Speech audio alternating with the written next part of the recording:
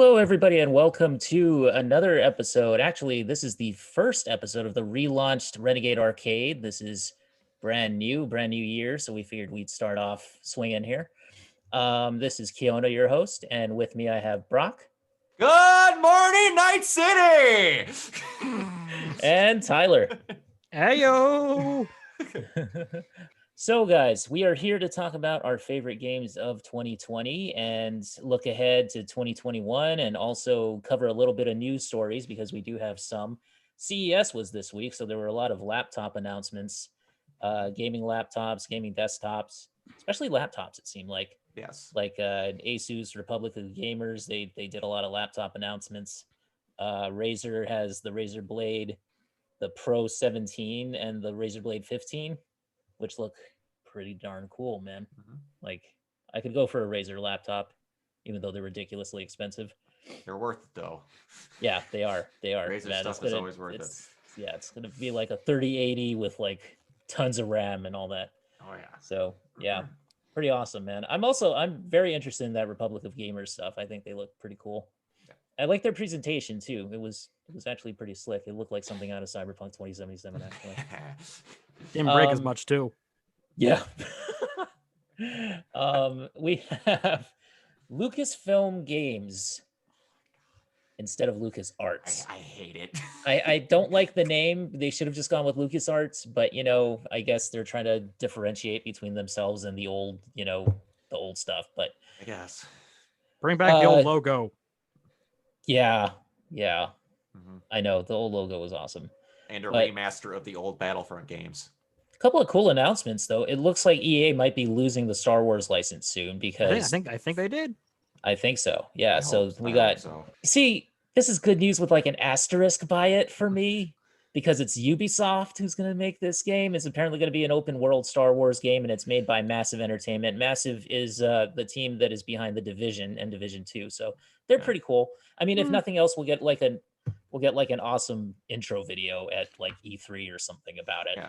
I'm not the biggest Division fan, but it's not a bad franchise. It's not bad. No, but what my hopes are, and I was talking about this with my buddy Chris, one, if I get some batshit crazy, like Bad Company, Far Cry, Star Wars game. That would be awesome.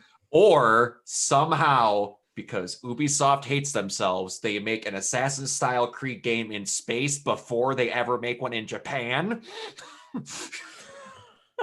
It's funny, what they said about Japan being overdone was not true in 2013. It is now, though. It's a self-fulfilling prophecy. There wasn't a Ghost of Tsushima in 2013.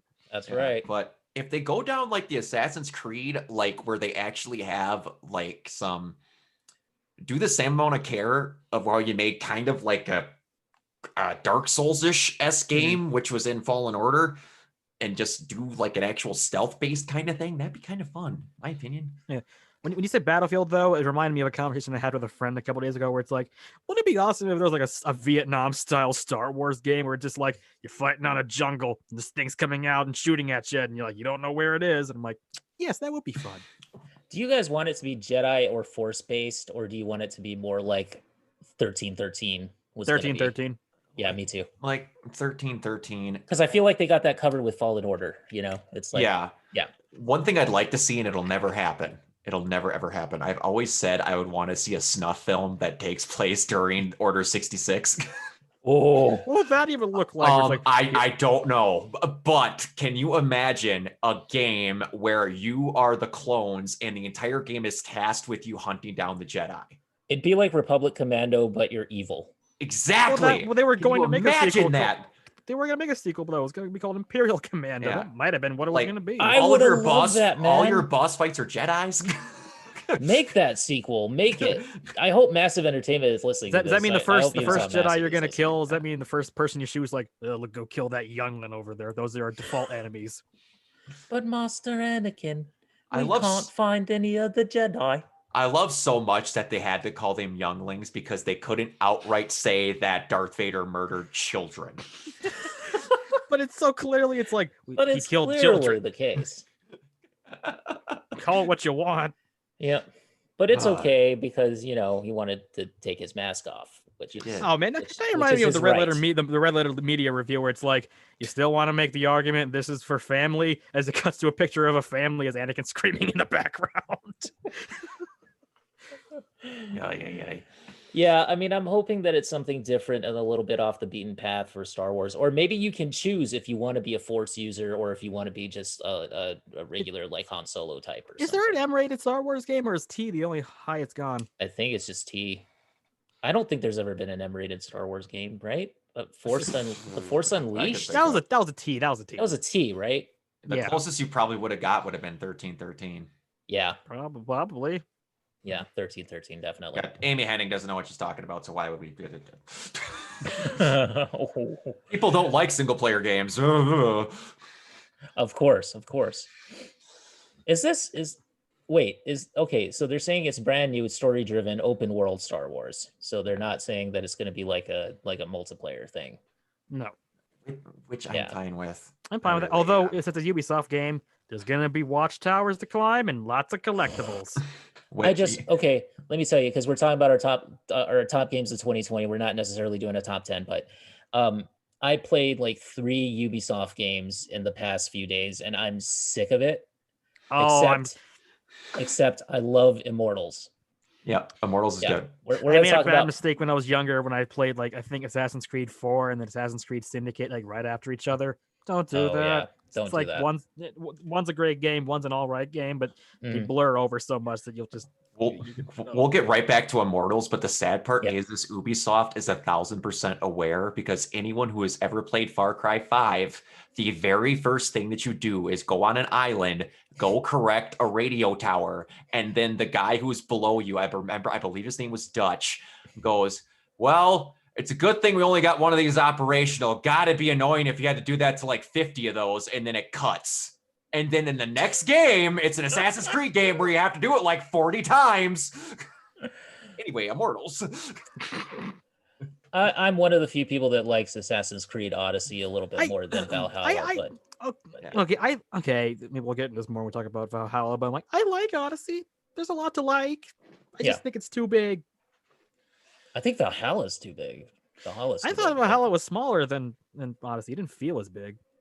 Yeah. Okay. But we'll get to that point. We'll get to that point. Anyway, Valhalla, I would still put like in my lower rung of games that I liked in 2020. Watch Dogs Legion, though, that was the third Ubisoft game that I played. And after playing Assassin's Creed Valhalla, and after playing, just playing Immortals and stuff, Watch Dogs is, I don't know about that. Anyway, I knew that game was going to run into problems when their main tagline was, "You can play anybody, anyone." Like, so that means it's going to be no anchored protagonist or plot. Then okay, this is going to be a problem, isn't it? Yes, it was. That's a thing that Ubisoft has become really big with, and they kind of realized it pissed off people in the Far Cry community, me included, because in 5 you had all these customization options.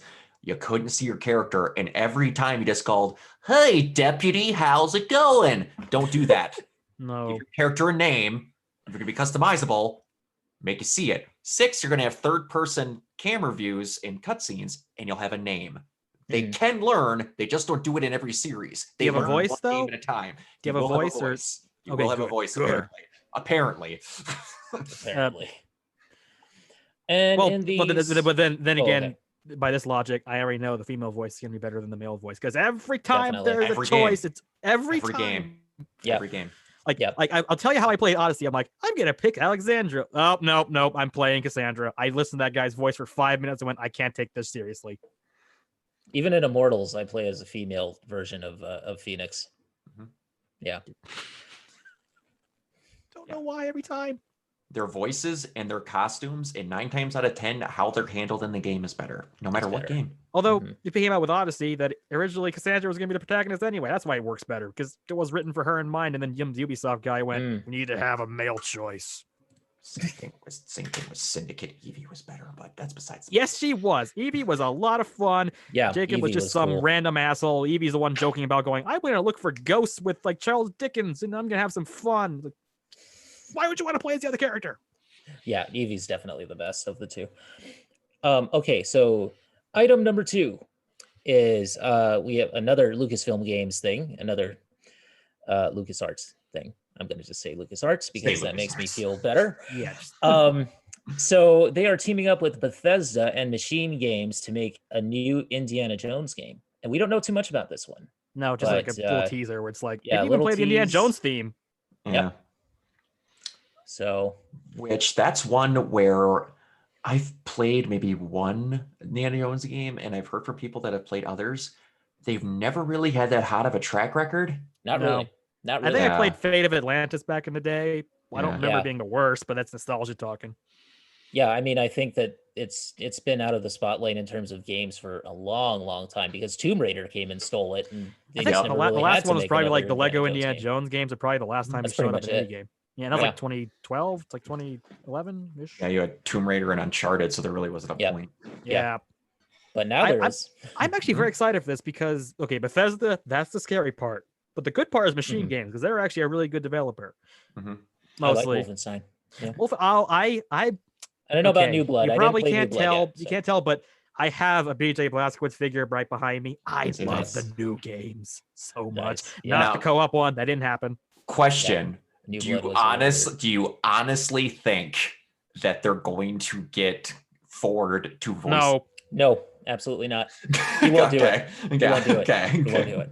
If they did, it's gonna They'll be get a like the sound beginning alike. of. It's, Yeah. it's gonna. It's if they did, it's gonna be like the beginning of the Indiana Jones Chronicles, where it's like an old man yelling at a kid, going, "I can't get all the." I know who they'll get. Nolan North Oh, Yes. You want to know what? He'll do a good job. or Troy Yes. Baker. Yeah. Or Troy Baker will come in and just be like, nope. just No one of those thanks. two. They'll get Troy to be to be Sean Connery, and they'll get Nolan North to be. We're just gonna mess with some. Why do I heads. think Nolan North would do a better Sean Connery though? You're probably right. You're probably right. I can see it working. I really can. Yeah, you could. So yeah, but I mean that's pretty exciting, I will say, because Indiana Jones, it's one of the great franchises, and I think that Yeah, that Machine and Games Machine will do Games. something I don't know interesting. if it's the same writers or not, but the thing that made the Wolfenstein games good, the reboot, is that they somehow managed to make something that's so goofy but takes it so seriously, but it never feels like it's not working. Like the first Wolfenstein New Order game, like you're fighting space Nazis on the moon, but then you're also really attached to the characters. When they die, it's sad. These doesn't sound like they work, but it does. So Indiana Jones fighting like space ghost monsters, whatever, and making it an emotional story, they can do it.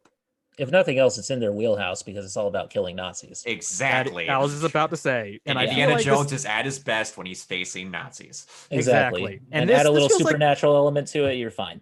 this feels like the Got it. perfect era just to kill Nazis to make me feel Add better. like a whip swinging physics, you got it. You're in. Oh, they That's have all it you need. nailed. They have Yep. it nailed. Yep. If they have Nolan North to say the classic line, I hate Nazis, I'm gonna have some. Yeah. Nolan North would be very for that. And also the fact that you would have Nathan Drake being Indiana Jones. I know that would just be hilarious. I think. There would have to be an in joke where it's like fighting on a train. I think I've done this before. No, all of his old stories are just him telling people about stuff Nathan Drake did. Or no, he's just gonna talk about. I think I have some horrible bastard son running around, and maybe a daughter. I don't know. Oh God, please don't have Shia LaBeouf in this. Please don't. No, I'm saying like that Nathan Drake would be actually his kid. Oh yeah, I Oh, see. that would be I see. funny. I see. God, I Oh, hope they man. don't. I hope they don't take like Kingdom of the Crystal Skull as canon. No, for they this, won't. man. They won't. Come Please on. don't. Ugh. No, No, only thank good, you. the No, only thank good you. aspect would be an excuse to bring back Kate Blanchett because she's awesome. that's true. That's it. That is Yeah, it. no. True. We do love Kate Blanchett here. Especially goth Kate Blanchett. especially when she's the goddess of death.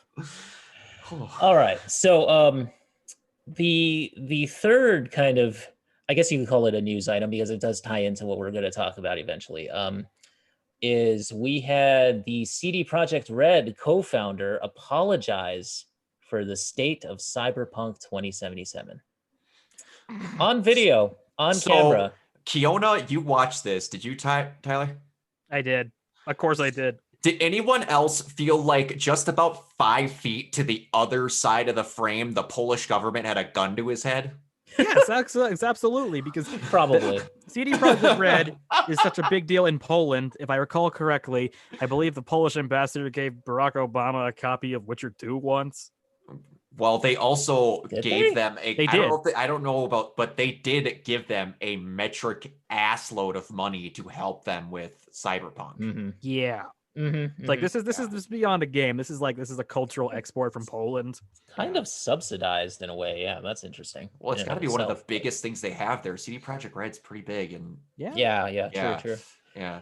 Well, I mean, taking it for what it's worth and at face value, I will say that, I mean, I have a complicated relationship with the game because I do understand people's complaints about it because I had the same complaints, especially in the Yep. early going.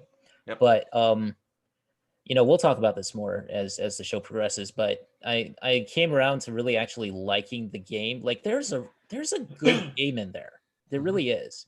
Mhm. But you have to look past a lot of bugs. Even I on played on Xbox. I have no mercy. Oh, dude. I don't blame you at all. I tried it on Xbox One because I bought both versions of it because I was so excited. I was like, I'm gonna double buy. And so like I did that. And on Xbox One it ran like shit. Like 10 frames per second if I'm lucky. Was it that much worse on Xbox? compared It's to like PS4? I mean, 10 even on 10 frames per Xbox One second. X, the frame rate was worse than on PlayStation 4 Pro. Mhm. Holy crap! And it crashed more frequently than on PlayStation 4 Pro. So I feel like I something was playing definitely up stock. with that. I feel like I was playing an unmodded version of New Vegas or like Stalker for the amount of crashes. Yeah. Holy Yeah. crap! And even on my PS4 Pro, like if I played the game for more than a couple hours, it would crash. Mhm. Like clockwork. I mean, like I got to a certain save point, and right after loading in from a save too, it would just fail to load and just crash. Yeah. So that is like, especially if you like fast traveled or something. For me, that's what happened. Like I half the didn't get time. far enough, but Yeah. I also was told that it had the I'm just gonna call this the Skyrim problem, where your data gets so big that the game no longer loads. I didn't get that far. I but didn't get I that. believe it. Yeah, I did got not some get that because they fixed it. clarification. I got some clarification on that. That was that was for supposedly a PC only issue, and it got patched in the very first hotfix they put out. Yeah. And someone tried saying that was to and I don't believe this. Someone said that was a way to kind of circumvent the dupe bug. I don't I don't know. buy that for I a don't buy second that. at all. I had a different retrospective than most people because I played it on PS5. I will not say there wasn't crashes because there was. Yeah. I tell this analogy to everyone who wants to play the game. If you want to play the game, wait, because how I describe it to people that are hearing about the game is trash, even if there wasn't bugs, it would still be bad. To me, No. that game, if you're going to buy it right now, it is a good game. And if you're going to wait on something that has whatever, I look at it like this. Would you much rather buy a rusted out, 2 tires flat Buick Century, or you have a Lamborghini dropped in your driveway, but you have to wait 2 months from now for someone to for free put the engine in it? I'm taking the Lamborghini. Yeah, That's what I try to tell most people. If you want to wait, it'll be there. Yeah. the biggest problem is if you played on this generation consoles, or technically last gen now, I'm not sure this is all going to get fully patched. I'm not sure this is ever going to happen on like Xbox. No. I don't know about that. I don't know that it'll ever like get up and running like it Like will on PC, like a high I'm sure it will PC at or some something. point, but I'm like Xbox One, I have my doubts. The only thing that makes me think that it might get to a decent, I have no doubts at all that it's going to run like clockwork on the I have to say it, current gen consoles, I guess technically, because it that's what it was, whatever. The only thing I think that might make it so that they make it so it at least doesn't crash on PS4 and it's playable, but there's still some stuff, is the fact that they have to have their patch notes and stuff literally certified by the Polish government and all them to make sure it's quality. The fact that they have an actual overseeing power is the little bit of thing that makes me go, they're going to have someone on their asses to make sure this is quality fixes that are being done. That's the only thing that makes me think that they're probably going to do everything that they humanly can. Oh yeah, I don't know, their, but- their reputation is in a downward spiral. Yeah. Mhm. You go Not from to Witcher mention 3 to not that. not to mention Mike Pondsmith's reputation by Mhm. extension. And I feel really bad for that guy because I think Cyberpunk, what he came up with, is actually ingenious. Yep. Like, especially for its time and even like now. I think that, and he's an African American creator. And as far as I know, I mean, he might be Canadian or something. But I think that yeah, it's like what he created was really, really cool, and it still is. And the fact that this game is so like it's so closely tied to the property that he created, I don't know. I hope that people understand that it's not like his fault. Yeah. Because yeah, I mean, it's something to create something, like the developers too. Like it's not their fault either, because I'm sure that they didn't want their work going out there and getting like torn apart by critics and and then you see like all the bugs and the glitches and the crashes and everything, and you're a developer working on that, and you're like, that's my work, man. I know. I don't know who to blame for this, because it's not the programmer, it's not the It's not writers, them. it's whoever forced them to say put it out now after like 3 delays. Which could you imagine this game would have been like if it had come out on the first original release date? Well, that was one thing that I can't remember the guy's name in the video. He did word it in the most careful way he could humanly possibly, but I will appreciate that he did openly say, do not be mad at the programmers. Upper management is the one who forced them to put it out. Yeah. Don't be mad at the person who wasted like 40 hours of like their life per week putting out bugs. Yeah, exactly. Who were crunched to the bone and everything, and who they never mentioned. Someone put out a statistic about that video. They never mentioned crunch or overtime in that whole video. Of course not. It's sad when a game is great and gets crunched, no one talks about it. When a game fails and gets crunched, no one talks about it. Remember when they said they were working 100-hour weeks for Red Dead Redemption 2 and that just went under the rug in like a week? No, that did not go under the rug. They said it and nobody cared. Exactly. That also happened with GTA 5, Red Dead 1, I believe Max Payne 3, and LA Noire. So this is just a Rockstar thing and no one seems to ever care. Mass Effect, Andromeda. That one too. It's like people only care when their pretty little product isn't good. Then they care about your developers. Drives me nuts. It's hypocritical and I hate it. I know. Yeah. Sad. Because these people, they are good people. They care and they try and they get nothing. Well, they got to unionize. They just get death threats if the game that they work their ass off on doesn't turn out. Yeah, good. exactly. Yeah. Exactly. And it's like, it's not their fault, guys. No. No. Anyway. Well, yeah, so that's the Cyberpunk news item, but we will get to more of that, more in-depth discussion of that. So, guys, let's move on now and let's start talking about our favorite games of 2020. Tyler, you want to go first and kind of give us a little list of what you loved or what you enjoyed? Sure. Like I played a lot of games this year. I couldn't fully break it down to a top 10. So I'm just going to go on games I liked. And this first one, okay. It's going to be a controversial pick. I know someone's going to comment, oh, you son of a bitch, how dare you like that game. I know, but I'm just going to say it. I liked this year's Call of Duty game. Kill me. You know what? I did too. I did too. Play a little bit of it. It was good. Yeah. I actually even going to go even further. I liked it more than Modern Warfare 2019. There you go. I do kind of agree in a way because, Modern Warfare 2019 was good. It was good. But it was ambitious. It was ambitious, and I like certain things about it more than other things, but it felt very much like a typical Call of Duty. Yes, especially I didn't mind them going all sci-fi in the future ones either. So I'm not a Call of Duty purist. That worked with me back in like Black Ops 2, but then they took it a little too far with like Black Ops 3 and Infinite Warfare and Advanced Warfare. I didn't care for the advanced movement. I didn't like Advanced Warfare at all. Question for the person who didn't play it and has basically fallen out of Call of Duty since Modern Warfare 2. Was the 2019 Modern Warfare like a redo of the original? Kind of. Yes, it's like they recap. They kind of sort of softly do the Call of Duty 4 storyline, but with the similar cast, but with like different voice actors, and they also mix parts of Modern Warfare 2 and also a lot of modern day stuff that didn't quite work for me. It's kind of a bit of a blend.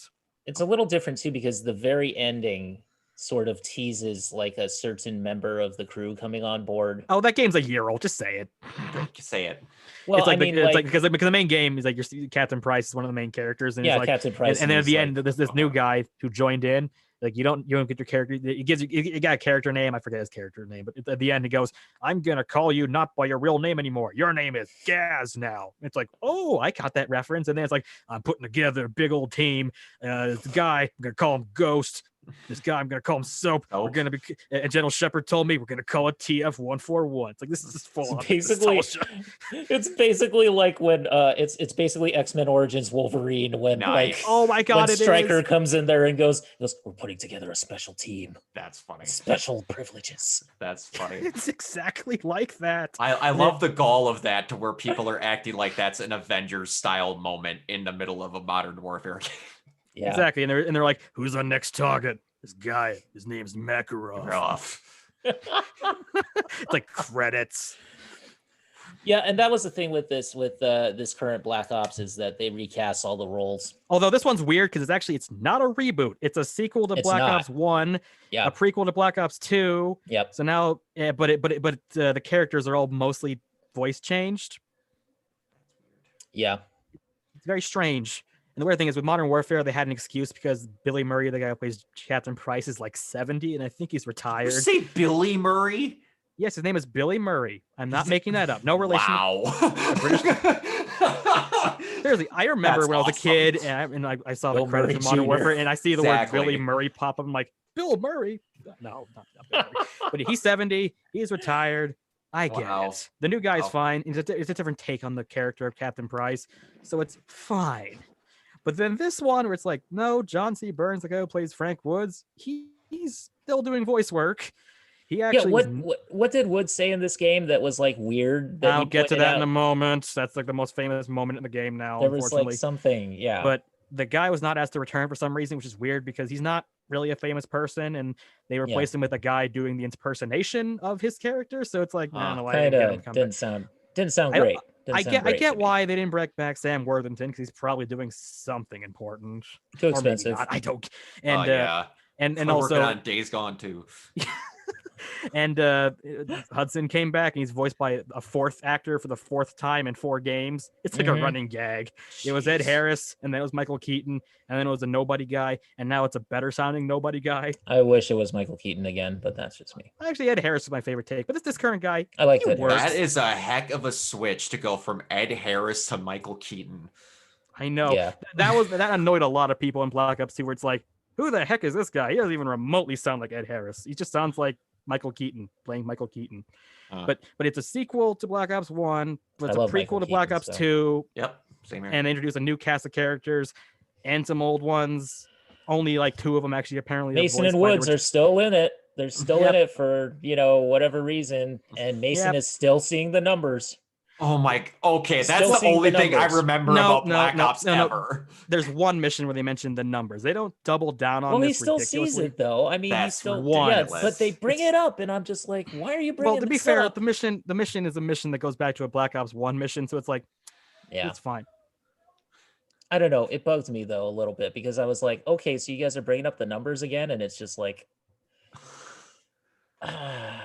I thought he was going to freak out. I honestly did. Like, I thought that was a tease to where he was going to freak out and start like betraying Woods or again. Oh god, no, that would have been like repetitive.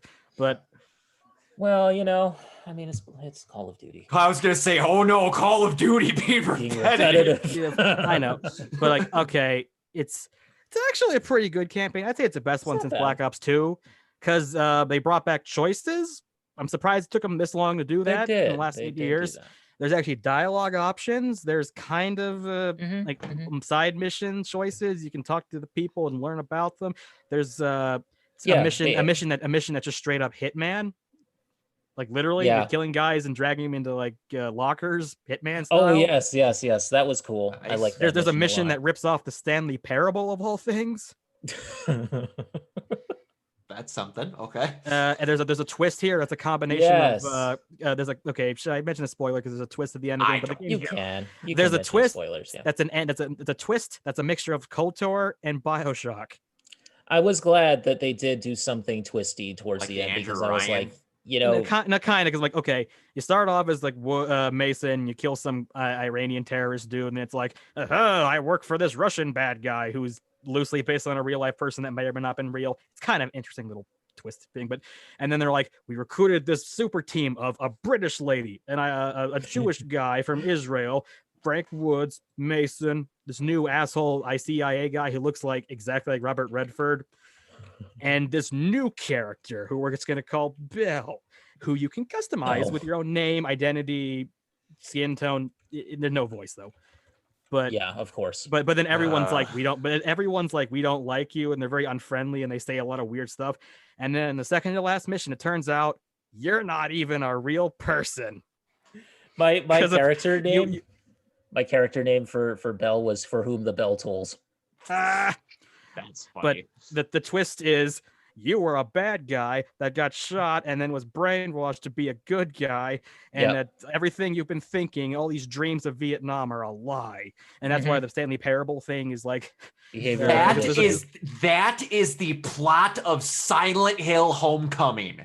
Yes, it is. Yep. Also that too. That is terrible. But there's a mission where it kind of worked for this game. It kind of works, but there's a mission. There's a mission straight up where there's a mission where you're being like you got wounded, and like your boss man CIA buddy's like, you got to remember where the Russian was in Vietnam, and it's like you took a path on the left and then you took a path on the right, and you can tell him to piss off and do your own thing and fight zombies and all that weird shit. Yeah, whenever he did that, like he was like, you took the path on the right, I went left.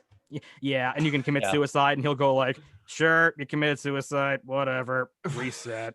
It's a great mission. Although and there was one thing where he was like, I was walking down the hallways, and he's like, why the hell are you doing this, Bell? You're just wasting my time. And it's like, I didn't know what to do because I was just walking down the same hallway. I was going in circles, and he's like, turn around, Bell. And then you turn around, you see the door.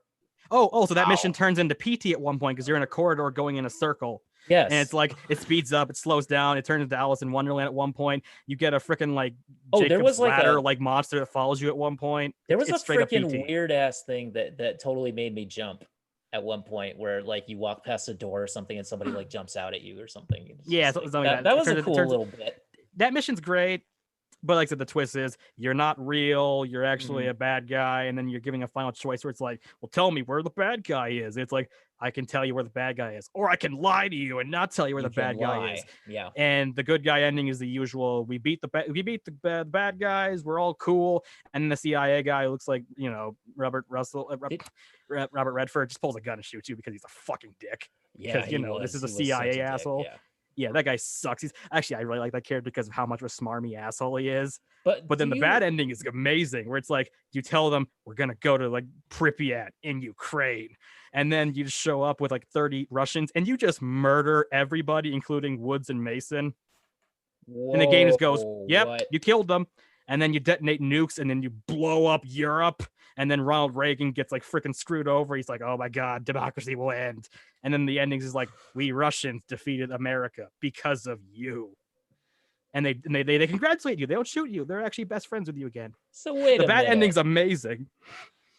Okay, I didn't play the bad ending, so the bad ending's great.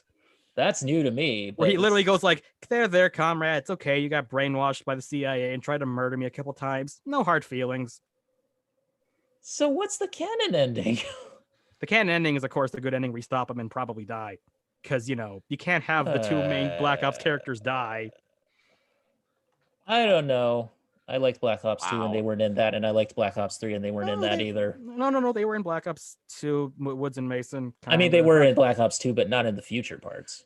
They were in Black Ops 4. You can move beyond Woods and Mason. Black Ops 4's storyline is so funny because apparently it involves people being brought back to life in the future in the year 3000. Black Ops 4. Wait, Black Ops 4 didn't have. That's the one that didn't have a campaign, but then also kind of did, where it's like, here's our multiplayer characters you can play as. But there's also a storyline about saving some girl's daughter in the year 3000, where you bring back Frank Woods, where he's now alive after dying. What? That game is terrible. No one talks about it. Let's continue that trend and not talk about it. Your face is amazing because that game is just man, of all the Black Ops games, just play like 2. Just play one. Well, one play and World at War. Play World at War because that actually is kind of a prequel to Black Ops, and that game is my favorite of the series. Yeah. Play one. Sure. One's pretty great.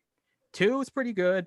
This one I actually really like. I'm making it sound so much worse than it is. There's actually the game's actually mostly stealth focused, there's actually several missions where you don't actually shoot that many people. It's much more like Tinker Tailor Soldier Spy. Have you ever seen that movie? Yeah, it's kind of Where it's like I'm sneaking through Berlin. I got like a little camera where I'm checking some target. I'm gonna pull out this cigarette like radio and listening to their conversations. There he is. I'm gonna go find him and beat the crap out of him and learn information. Oh, he's in that building. It's a great mission. And it looks good. Like the game looks good. Like that mission in particular looked really good, I thought. Yeah. That mission's great. Also they did a Vietnam flashback mission. That's not real, but it's fun. And they did not have to use a CCR song. They instead used Magic Carpet Ride by Steppenwolf. That's less overused. Yeah. There you go. I have nothing to add to that. I really like the campaign. The multiplayer, it's as usual. It's a little bit faster than Modern Warfare, which I'm fine with because camping was so bad in Modern Warfare 2.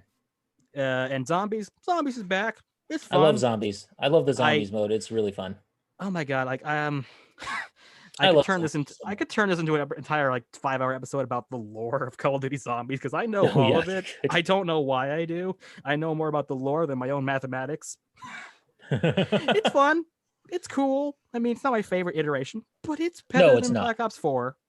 It is better than Black Ops 4. I'll give it that. Yeah, I think Black Ops 3 is really good for zombies. Yeah, that one was. People didn't like it at first, but I think people have come around to it. Once you get used to it, it's pretty good. Yeah, and I liked Infinite Warfare zombies just because it had that 80s level that was a lot of fun. And Knight Rider can come and help you and Pee Wee Herman.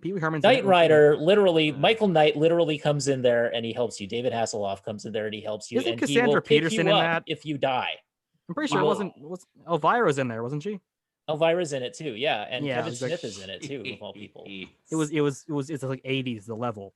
Yeah, exactly. And which okay, I'm gonna say this right now too because everyone's talking about the new Wonder Woman movie being set in the 80s. Sure. Cold War is set in 1981. They do not double down on the 80s. There's not like a moment where it's like we're gonna watch some 80s TV people while listening to 80s music. Like they don't do that. No, not really. I'm fine with that. I'm okay with it. I think Wonder Woman 84, though, it could have leaned into the 80s a little bit more. Yeah, this one, fine. I see Stranger Things there all the time. It's okay. I don't need to have the 80s crammed down my throat. I don't need to have a shootout in like a insert 80s French here. You kind of do have a shootout in an arcade in the game, so that's okay. That's okay. I got to mention this one for Brock because he's gonna love this. This is one of the goofier missions, and I love it. There's a scene where you're sneaking into a Russian base that's training Spetsnaz soldiers, and you're like, "Oh boy, there's gonna be like 30 dudes on the end of this door." So Woods kicks open the door, and it's an arcade game, arcade machine that's playing it's a fake arcade that's playing Pat Benatar music. Next to a burger town, like their Burger King for the series, and it's a made up America town for like Russian training, and so of course you get in a shootout, so you're killing Russians while listening to "Hit Me with Your Best Shot." Oh, of course. And there's actual like arcade games by Activision where it's like, hey, you want to play Bomber Command? You want to play and Woods boxing? Insults you if you do too badly. Yes, he does. He will say like, "You suck. I could do better than that." That's funny. Yeah. Oh, and what was the line? What was the line, Tyler? Has he seen? Yeah, I was gonna say it. The mission we were talking about with the numbers, where you go back to Yamantau from Black Ops 1. The mission with the crossbow at Blackbird. Yeah. There's a line early on where you're sniping dudes, and like what Mason's like, "Frank, I don't think you can do that," and he goes like, "Shut your mouth, Mason. I'm a goddamn onion. You know that."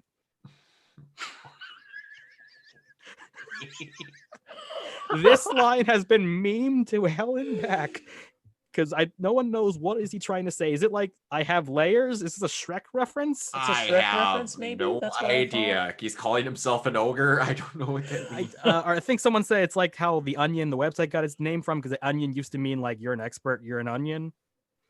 Really? I think really? That's what I heard, but I'm like, I never heard that growing up. I haven't either. Never. So it's everyone's like, what line? And the original voice actor, someone paid him on Cameo to do that line. He's like, this line fucking sucks. Who would ever say this? Here's the line though. I would, if I were him, I just wouldn't have. I would be like, I'm not going to debase myself. No, thank you. No, that's like Robert Atkin Downs in Metal Gear Solid 5. They played us like a goddamn fiddle. I'm sure someone's actually paid him to say that by now. God. I'm more partial to city like a heart from hell. Yes. I'm more partial to. It's like Like, what's serious lust? Who? Video games have had some great lines, man. Yes. Yeah, Metal Gear Solid 5 sounds like something you would hear from like the era of like Symphony of the Night. Yeah, it does. If I really want to laugh, I go on YouTube and I just search for like the 10 worst lines in video games. Oh, there's so many of them. So I wish I could fill your dark soul with light. Oh, Devil May Cry 1. No, the best part is I wish I could fill your dark soul with light, and it echoes. It echoes. That's the best part. Although I'm partial to the Alone in the Dark remake where you do the bad ending. It's like, I'm the light bringer. I'm the fucking universe.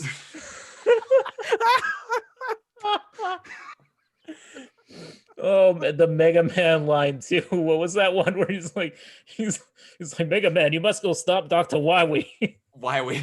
No, one of my favorite video game lines, and you'll appreciate this, Kiona. Welcome to die, X-Men. Oh yes. X-Men, welcome to die.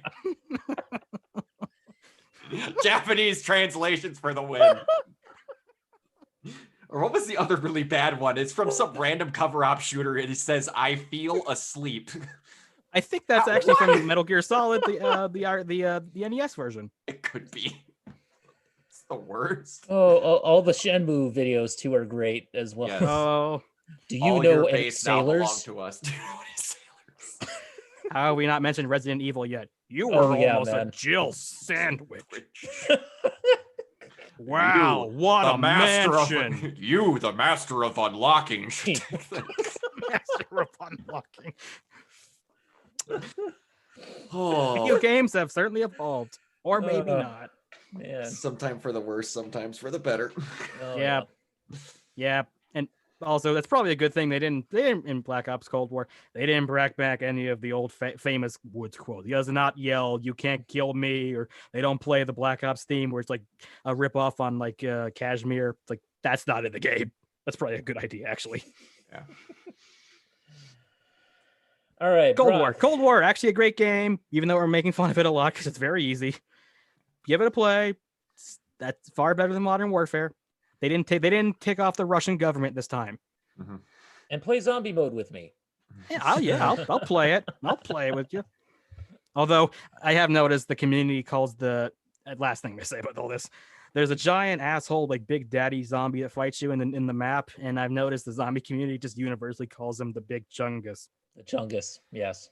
This That's is just a his Chungus nickname among now. us. Nice. Yep, the Chungus must shoot Chungus the among fungus while us. he's among us. Yes, I've heard that phrase many times. Like play Cold War. And he splits into two. Yes. Yeah, he bifurcates, as the doctor says. All right, Brock, let's go to you, man. What is one of your favorite games of 2020? We talked about Jill sandwiches. My favorite one was whereas Resident Evil 3 Remake. I absolutely love that game. Awesome. It was one of my most favorite games I played this entire time. One of my biggest, absolute hugest video game crushes of all time is Jill Valentine. And my God, is she gorgeous in this game. It's just, and she is the most cockiest, aware that she's a badass bitch ever in this game. And I love it. All right. When the second time you fight Nemesis, when he fully gets into like his like beast form mode, and she's just shooting with a rocket launcher and he jumps at her and she's just berating him like he's a little dog as he gets down. And I'll never get over the last time in that. I'll get over the fine points, but the very last line she has is she sticks humans in Resident Evil games make no sense. All from freaking Chris Redfield's boulder punching to Jill holding a like 19-foot long rail gun when she's fighting the Nemesis in its final form. Yes. He itches it up to him and she just goes, for the last time, take the fucking hint, and blows him into a million pieces. It's just like, yes, queen, yes. I know I felt a particular moment of triumph in that game.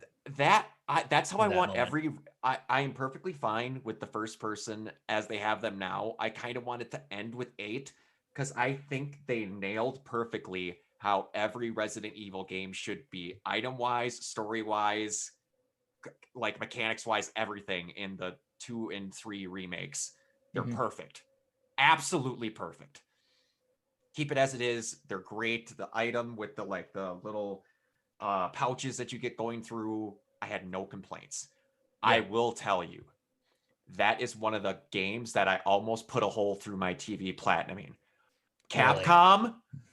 Nemesis's final form on the nightmare difficulty in that game is legitimately fucking busted.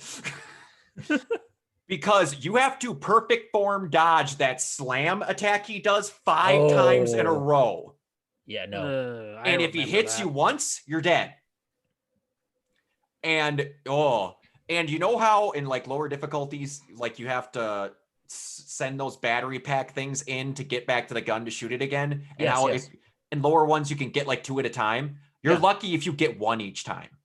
Because he wakes up halfway through you pushing the thing in. It's ridiculous. That sucks, man. Yeah, no, like the head splitting mechanics, everything. Like Jill was great. Carlos wasn't some swabby haired douchebag anymore. He was like actually a cool person. Yeah, because we all looked like Carlos when this game came out. Carlos is great, and okay, but here's a complaint about the game that I think is pretty valid, which is hospital level. What did you think of that? I wish that it could have been done a little different. I love the fact that they had hunters, but it felt like something that was kind of thrown in. I would have preferred if they would have gotten the clock tower and like did their own version of Gravedigger versus going there. But hospital was kind of an excuse, in my opinion, to show that Carlos is really good at killing hunters with his defense mechanism because you could just punch them. Yes. But it was. I was just like, man, let me just control Jill already. Let's just move the story forward a little bit. But anyway. I would agree that hospital was kind of the iffest part. The problem with every Resident Evil game, and I'm pretty sure everyone will agree, I am a pretty big Resident Evil fanboy. I've not played all the games, but the ones I played a lot, and I basically looked up everything for all the other ones because I'm god awful at them, and I will admit it. The fixed camera angle ones. Angles, yeah. I'm terrible at terrible. Them. Absolutely terrible. I hate that. And I need camera controls. And the problem almost every Resident Evil game has, and this one had a little bit, is they spend 80% of their time writing the game focusing on how cool the first level you're going to be in is. Mm-hmm. And then after that, it's kind of like, what if we had a sewer? And then every Resident Evil game, it never fails.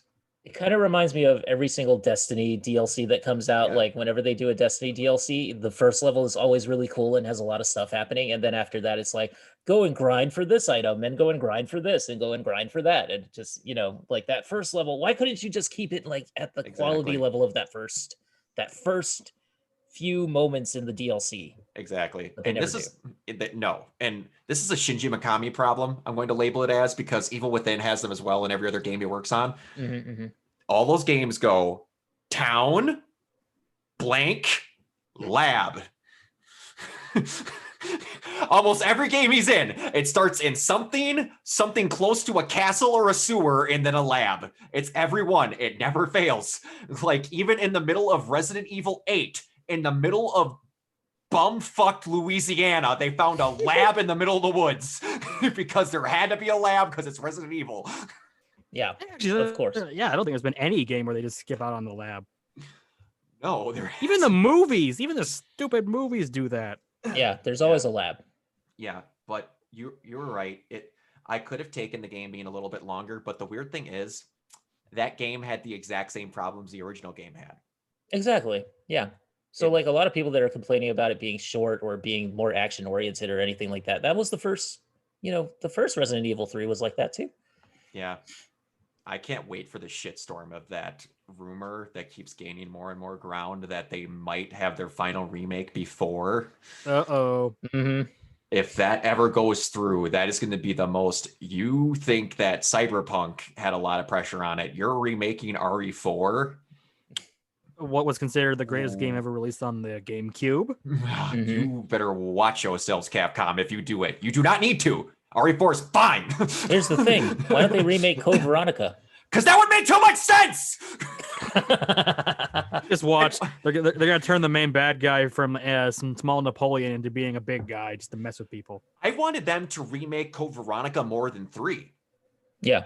Story-wise, it makes more sense. Yeah, because Claire.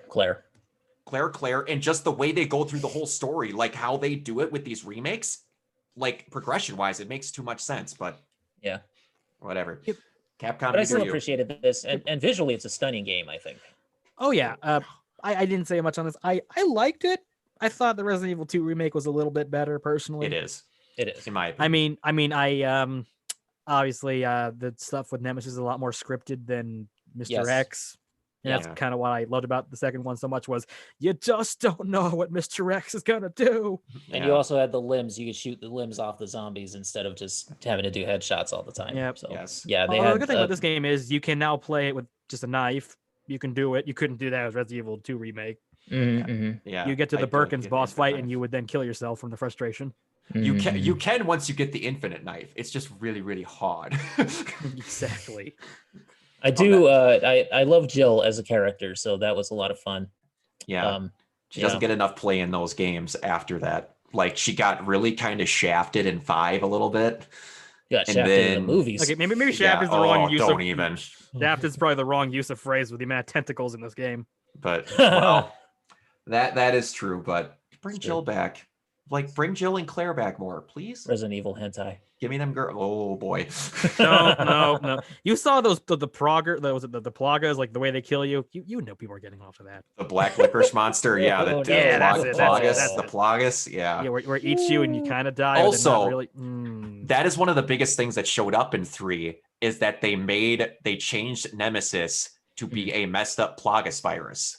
He wasn't that in the original thing. So That's now, right. and they changed also, I can't remember where they originally got the Nemesis virus from to now it's in Europe. What took place in Europe? Resident Evil 4. So they changed him to a Plagas and they said they got it from Europe. Just like, don't A do small it. European town, probably. Yeah. They fixed continuity errors. Like not errors. They made things make more sense. It could have been worse. They could have said it came from Africa. Ooh. Yeah.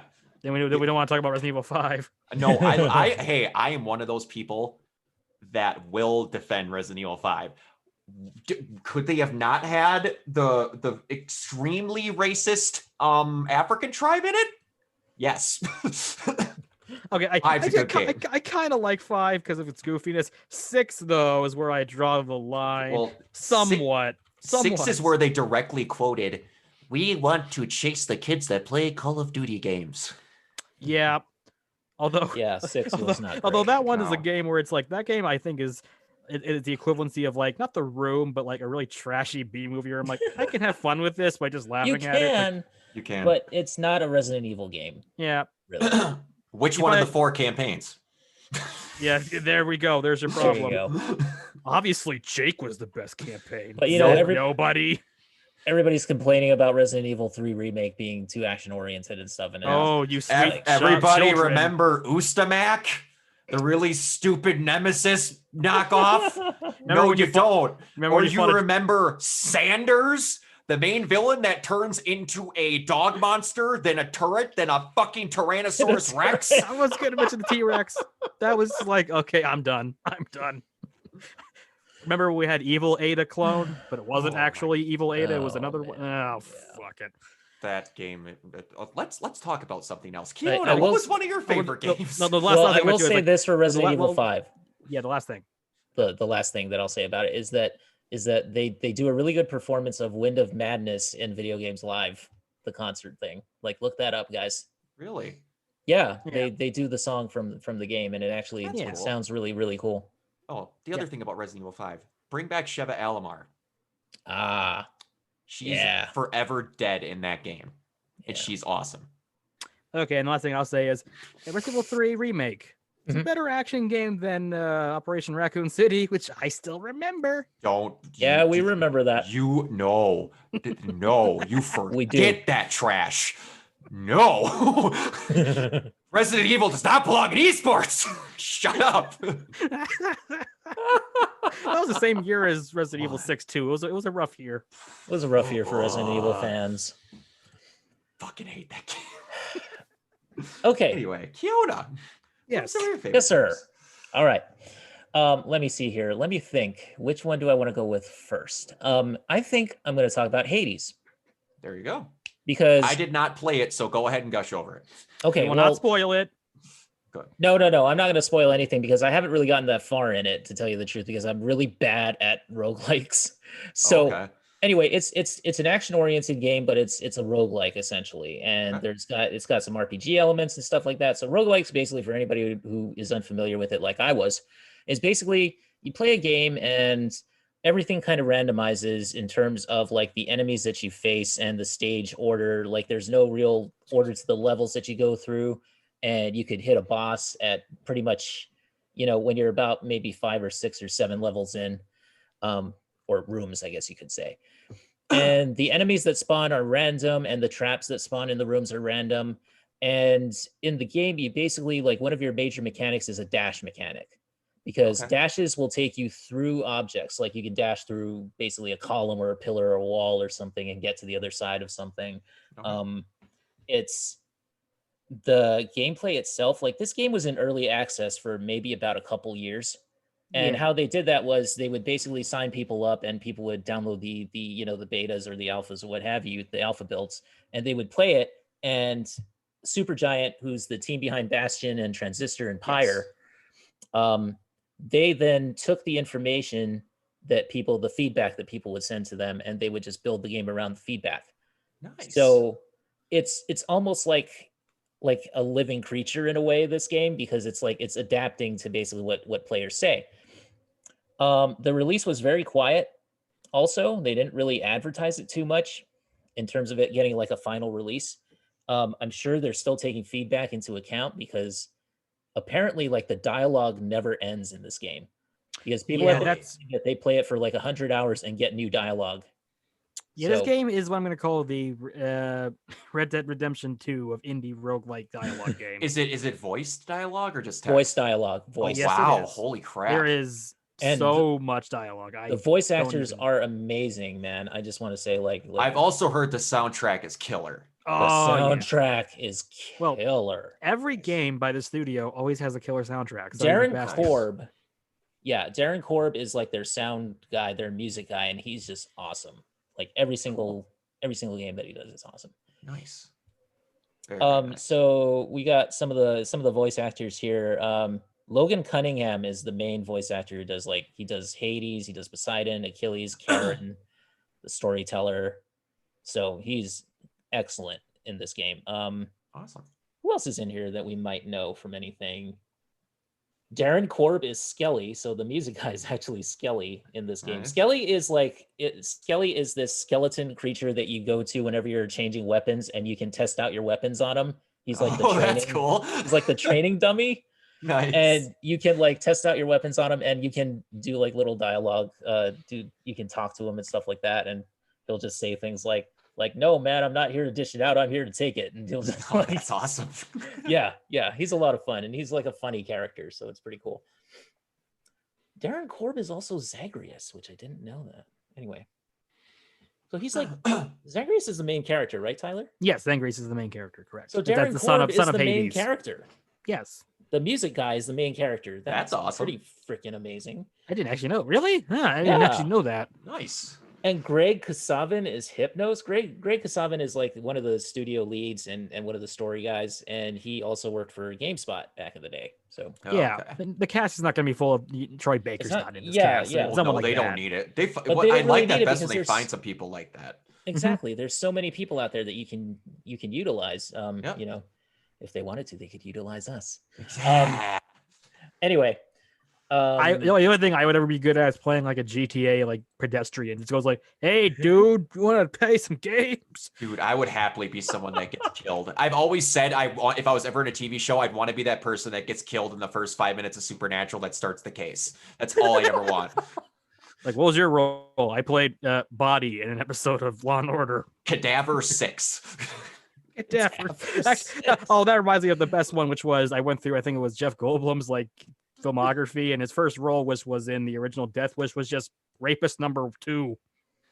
Samuel Jackson's isn't Coming to America. It's Black Man. You can't beat that. That's one of my favorite things ever. Amazing. But yeah, so it's like, it's super cool.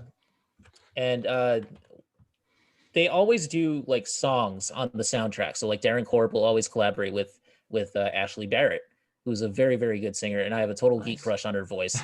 And she's like incredible. In the Blood, there's a song called In the Blood, which is very, very awesome. There's also there's a song on there where you fight like Nagara, who's one of the bosses. Mm-hmm. And the song just changes to this full on like heavy metal stuff, and it sounds just like Doom Eternal. Nice. It sounds straight out of Doom Eternal. Nice. I mean, like, which is, you know, I mean, this is a game called Hades, and Doom Eternal is about hell, basically. So, exactly. you know, and heaven at the end. There you go. But yeah, I mean, like, I just think that this game is really something special. And I came to it, you know, like, here's my thing with Supergiant. Bastion, I loved. Transistor, I was a little bit cooler on. Just for some reason, the gameplay, the hook just wasn't there for me in terms like how Bastion was. Pyre was okay. It was a bit more of a curiosity for me. That's Hades, fair. Yeah, it was a curiosity for me, but I didn't really devote too much time to Pyre. So I probably would have liked it more if I had played it more. But Bastion and Transistor, I did beat both of those. Hades surpasses all of them. Wow. Yeah, I mean, I think for me, Bastion is up there, like right behind it, but Hades, I think, surpasses that because it's Awesome.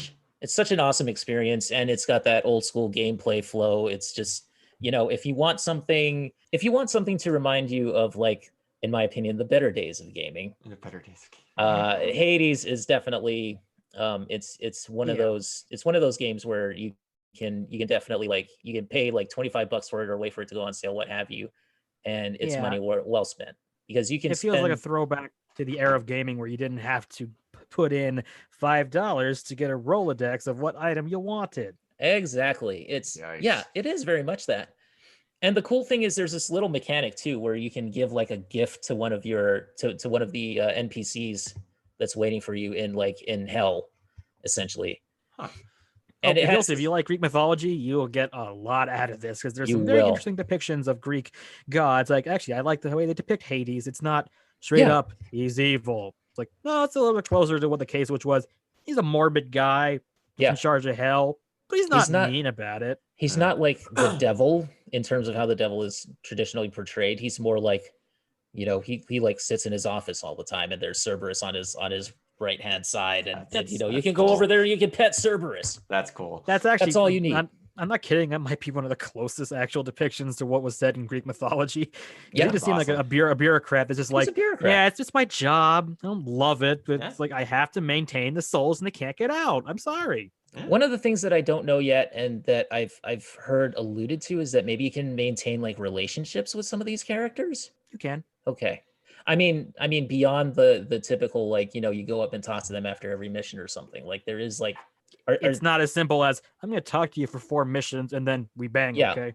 Yeah, it's not like that, but there is something to this game which I want to discover on my own. So I'm not going to tell you everything. No. Yeah. Hades is a very good game. I came to it, like I said, I was pretty skeptical about it because I just, you know, I thought people were just overhyping it.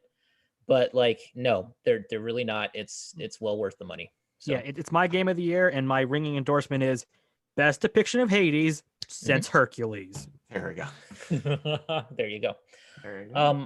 It's not my game of the year, but it's number 2. Ooh. So, Very nice. All right, Tyler, what's your next one on the list? I'm gonna go with the most obvious game of the game, not game of the year, but most obvious game, Among Us. Still haven't played it. What? It's fun. We need to do a game night of Renegade pop culture doing Among Us. Yeah. Absolutely. Be a total blast. Well, you know what we were thinking? We were actually talking about that on the last mental health podcast, and I think we're going to do it around March because that is our anniversary month. Oh, Ooh, you guys let me know. I'll gladly host it and stream it. It'd be awesome. Sounds good. Yep. Because I'm like, I just downloaded it on a lark because a friend told me to, and of course I've heard of it, but I'm like, I wasted the entirety of Christmas day playing Among Us. It's I have no Dude. regrets. I It's a ended ton up of fun. playing it with a couple a freaking friend who's a major YouTuber. Cynical History is his name. Even he joined in at one point. We were just Nice. having a That's biggest awesome. blast. We started playing historical characters. There was a point when freaking Gorbachev got shot in the head by Eleanor Roosevelt, and I blamed it on freaking Teddy Roosevelt over there. It's That's funny. amazing. That's funny. It was the most fun, simplistic game ever. Have you played with proximity chat yet? Yes. Don't do that. Ah. Don't do that. Yes. I love it. Yep. It's just such man. a simplistic game. It's not a whole lot to really say. It's just get some buddies, lose some friends while doing it, have fun, unless you're the one constantly getting murdered at the beginning of every round, in which case, yeah, that sucks. Yeah. They might have that new map out by March too. Oh, that'd be nice. Oh, true. Yeah. Yeah, that, and it's easily the Well- most memeable game of the year. I'm saving It's up there. myself for that for the March. That'll be fun. Yeah. I'm quite For the looking March I'll forward to just- playthrough. I'll just summarize it with my favorite meme I saw maybe all year, where it's a guy playing around and he sees a guy labeled Obama kill a guy, and it cuts to Obama actually saying like, "My fellow Americans, it's blue." It's like blue was not the suspect. That's awesome. Yeah, It's funny how this game just came out of nowhere to kind of knock Fall Guys off of its pedestal. and the funny thing is, this game Oh, is 2 yeah. years old. This game came out I in know. 2018. Yeah. It just blew. Well, you want to know a large thing that helped it? Everyone being stuck at home. Yeah. Let me tell you something. Jessica Negri has already done a cosplay of like Oh, yeah, a I sexy saw that. cosplay of an Among Us Yes. character. Another thing, if you guys want to see it, one of my favorite gaming channels is Funhouse, and they did live action Among Us. Oh God. It's pretty great. It's pretty great, where they had solo cam, like third person cams following each other going around their office building. And they Nice. had themselves fully coded. So they were socially distanced because they were inside of Among Us costumes going around. It was awesome. It's great. I gotta get a link for this. This sounds Busting out the amazing. GoPros for that. I'll post it in the gaming chat when we're done. Oh, It's great. that It's sounds great. amazing. It's awesome. Oh, yeah. All right. So Tyler, did you want to add anything else to say about that? Yeah, like I said, it's a fun game. It's the only game where apparently politicians can play it and not get yelled at for being a stick in the mud. Yep. Yeah, Mostly. Pierce was playing it with some huge politician. The Yeah, AOC, I think she was Yes, playing it was. with. It was Yeah. AOC. She did a whole stream for it, and Yeah, that it was was like crazy. the most watched thing of the year on Twitch. That was crazy. Yeah. Oh, Hey Lana AOC, we Pierce. love you. Yay! I love Alana Pierce. Oh my I god. know, You I talk love about Alana geek Pierce. crushes. My Yeah, god, that a woman's lot of Pierce beautiful. is awesome. Yeah, she's Ah, incredible. Yeah. She's amazing. I think she's gotten even like better at things since IGN too, since like her early days there. Yeah, Like- I'm quite excited to see what she does with Santa Monica. Yeah. Yeah. Also, this is a request because I remember I think Nolan North has like a YouTube channel where he plays stuff with Troy Baker. Can they please play Among Us? He did, and then they think they kind of broke had up. They're Beh. falling out. Oh no! Oh, they no. they had different ideas for what they wanted the channels to be. They are Oh, on better no. terms. Troy has his own thing. Like he wanted to do a lot more serious and like thought-provoking things, and Troy He's the wanted relator. and Nolan wanted to be Nolan. He still Mm-hmm. does it all the exact same way. He's got the same channel, everything. They're both split, but Oh no! it's not like they Actually hate. know this. It's not like they hate each other. But you could go back and watch the old stuff. It's still I Yeah. still remember you that time they actual played the person. first Uncharted, and I think one of them threw a controller at the TV and it broke. it could By be. the And way, they we literally would go, like- "Oh shit!" we would love to have any of those people on our podcast. I'm Oh just my putting that out I there. would lose Oh, it yeah. if I got to Oh. talk to Troy Baker. Oh my Yeah. god! I'm like, Yeah, man. you can see what my game icon is. You know, a game I would totally talk to Troy Baker about. Mhm. Oh, my dream would be talk to Ashley Birch because if I could talk to Aloy, I would lose my mind. There you go. Oh, All yeah. right. But yeah, Among Us, great game. Play it. You probably already have anyway because we didn't do much in quarantine. It's free or $5 depending on where you want to play it. Yep. So, All right. So Brock, next one on your list. all right. I don't even. Well, we did a literal whole entire podcast, and I did a video on my YouTube channel talking about The Last of Us Part 2. So I'm not going to go into that one because I've already said my piece about how much I love that game. I will do a little miniature shout out to just a game that almost no one talks about that came out this year, right before the PS5 launched. Little Hope. It's another one of supermassive games of people that did Until Mm, Dawn. Every yeah. couple of years or so, they have the horror anthology that they put out now because they realize that's the one thing they're really good at. I think it's called Dark Pictures Anthology. Dark Pictures Yeah. Anthology. And this one was basically their version of Silent Hill in Salem. I think, well, Little Hope, which is like next door to Little Salem. Hope. Yeah, but it was good. Wow. The voice okay. acting is the only thing I don't like is ever since they've done these little itty bitty side things, the voice acting's not great. Or they don't get people to voice act well. Or no, I think they're getting celebrities that can't do voice acting very well. Yeah, because it's like everyone they had in Until Dawn was off the charts. That was actually the perfect timing because they got Remy Malek just as Mr. Robot was getting popular. Exactly. But the other one I was going to talk about, and it was a really shorter game because we'll talk about the one that me and Kiona, Tyler will talk about too, will have all vastly different experiences on, will be Cyberpunk, is Miles. My God, Miles was good. Miles Morales, it was Miles. Yes. Oh, that Miles game. Morales was off the charts good. Okay, I haven't played it because I want to play through the original Spider-Man first, and I haven't really done that yet. And I will say, before we go in too far, I bought I want to say it was the launch deluxe edition, and I got Spider-Man PS5 remastered with it. I will with the new face, which I'm fine with. I've grown to like it actually because they did it for facial capture for Yuri Lowenthal. If anyone has seen Yuri Lowenthal, that is Yuri Lowenthal if you chop 20 years off his life. But I will say the amount of glitches in that game are comparable to Cyberpunk, and they were more game breaking when I played through it. Yeah, are you talking about the Spider-Man? The remaster, the remake? remaster? Okay. Yeah, when not Miles Morales, but not Miles Morales. Miles Morales was top notch, perfect. There was multiple times where I was swinging with Spider-Man, and he would just stick to the side of a building and run in a circle. I could not pause the game. I couldn't unplug the controller. I had to hard reset the PS5. I had multiple times where that had to happen, and that one didn't get taken off shelves because it didn't get as much attention as Cyberpunk did.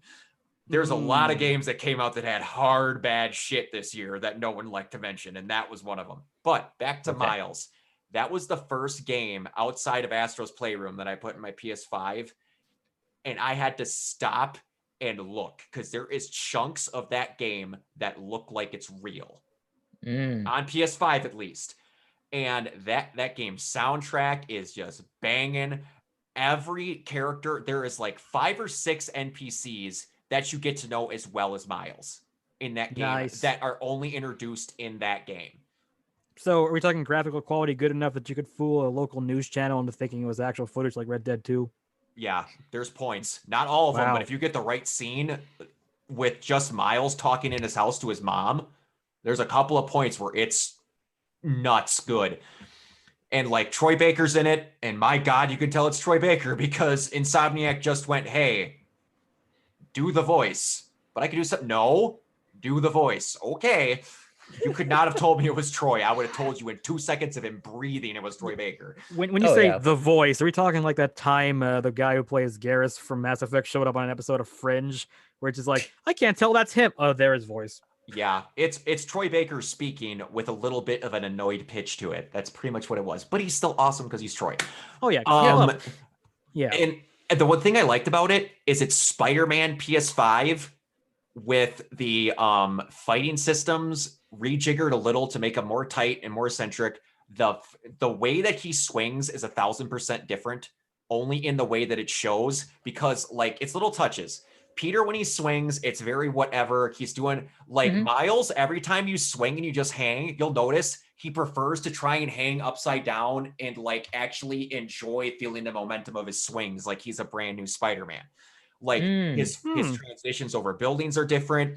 You can do the freaking upside down texting thing from freaking inside the Spider-Verse or I was gonna say how comparable is this to Spider-Verse?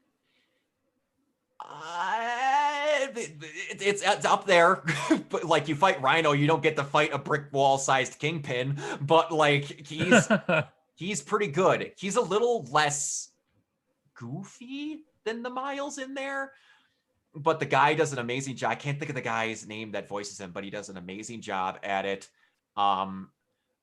it's Spider-Man PS5 and an experience that you could platinum in a weekend. And I like that.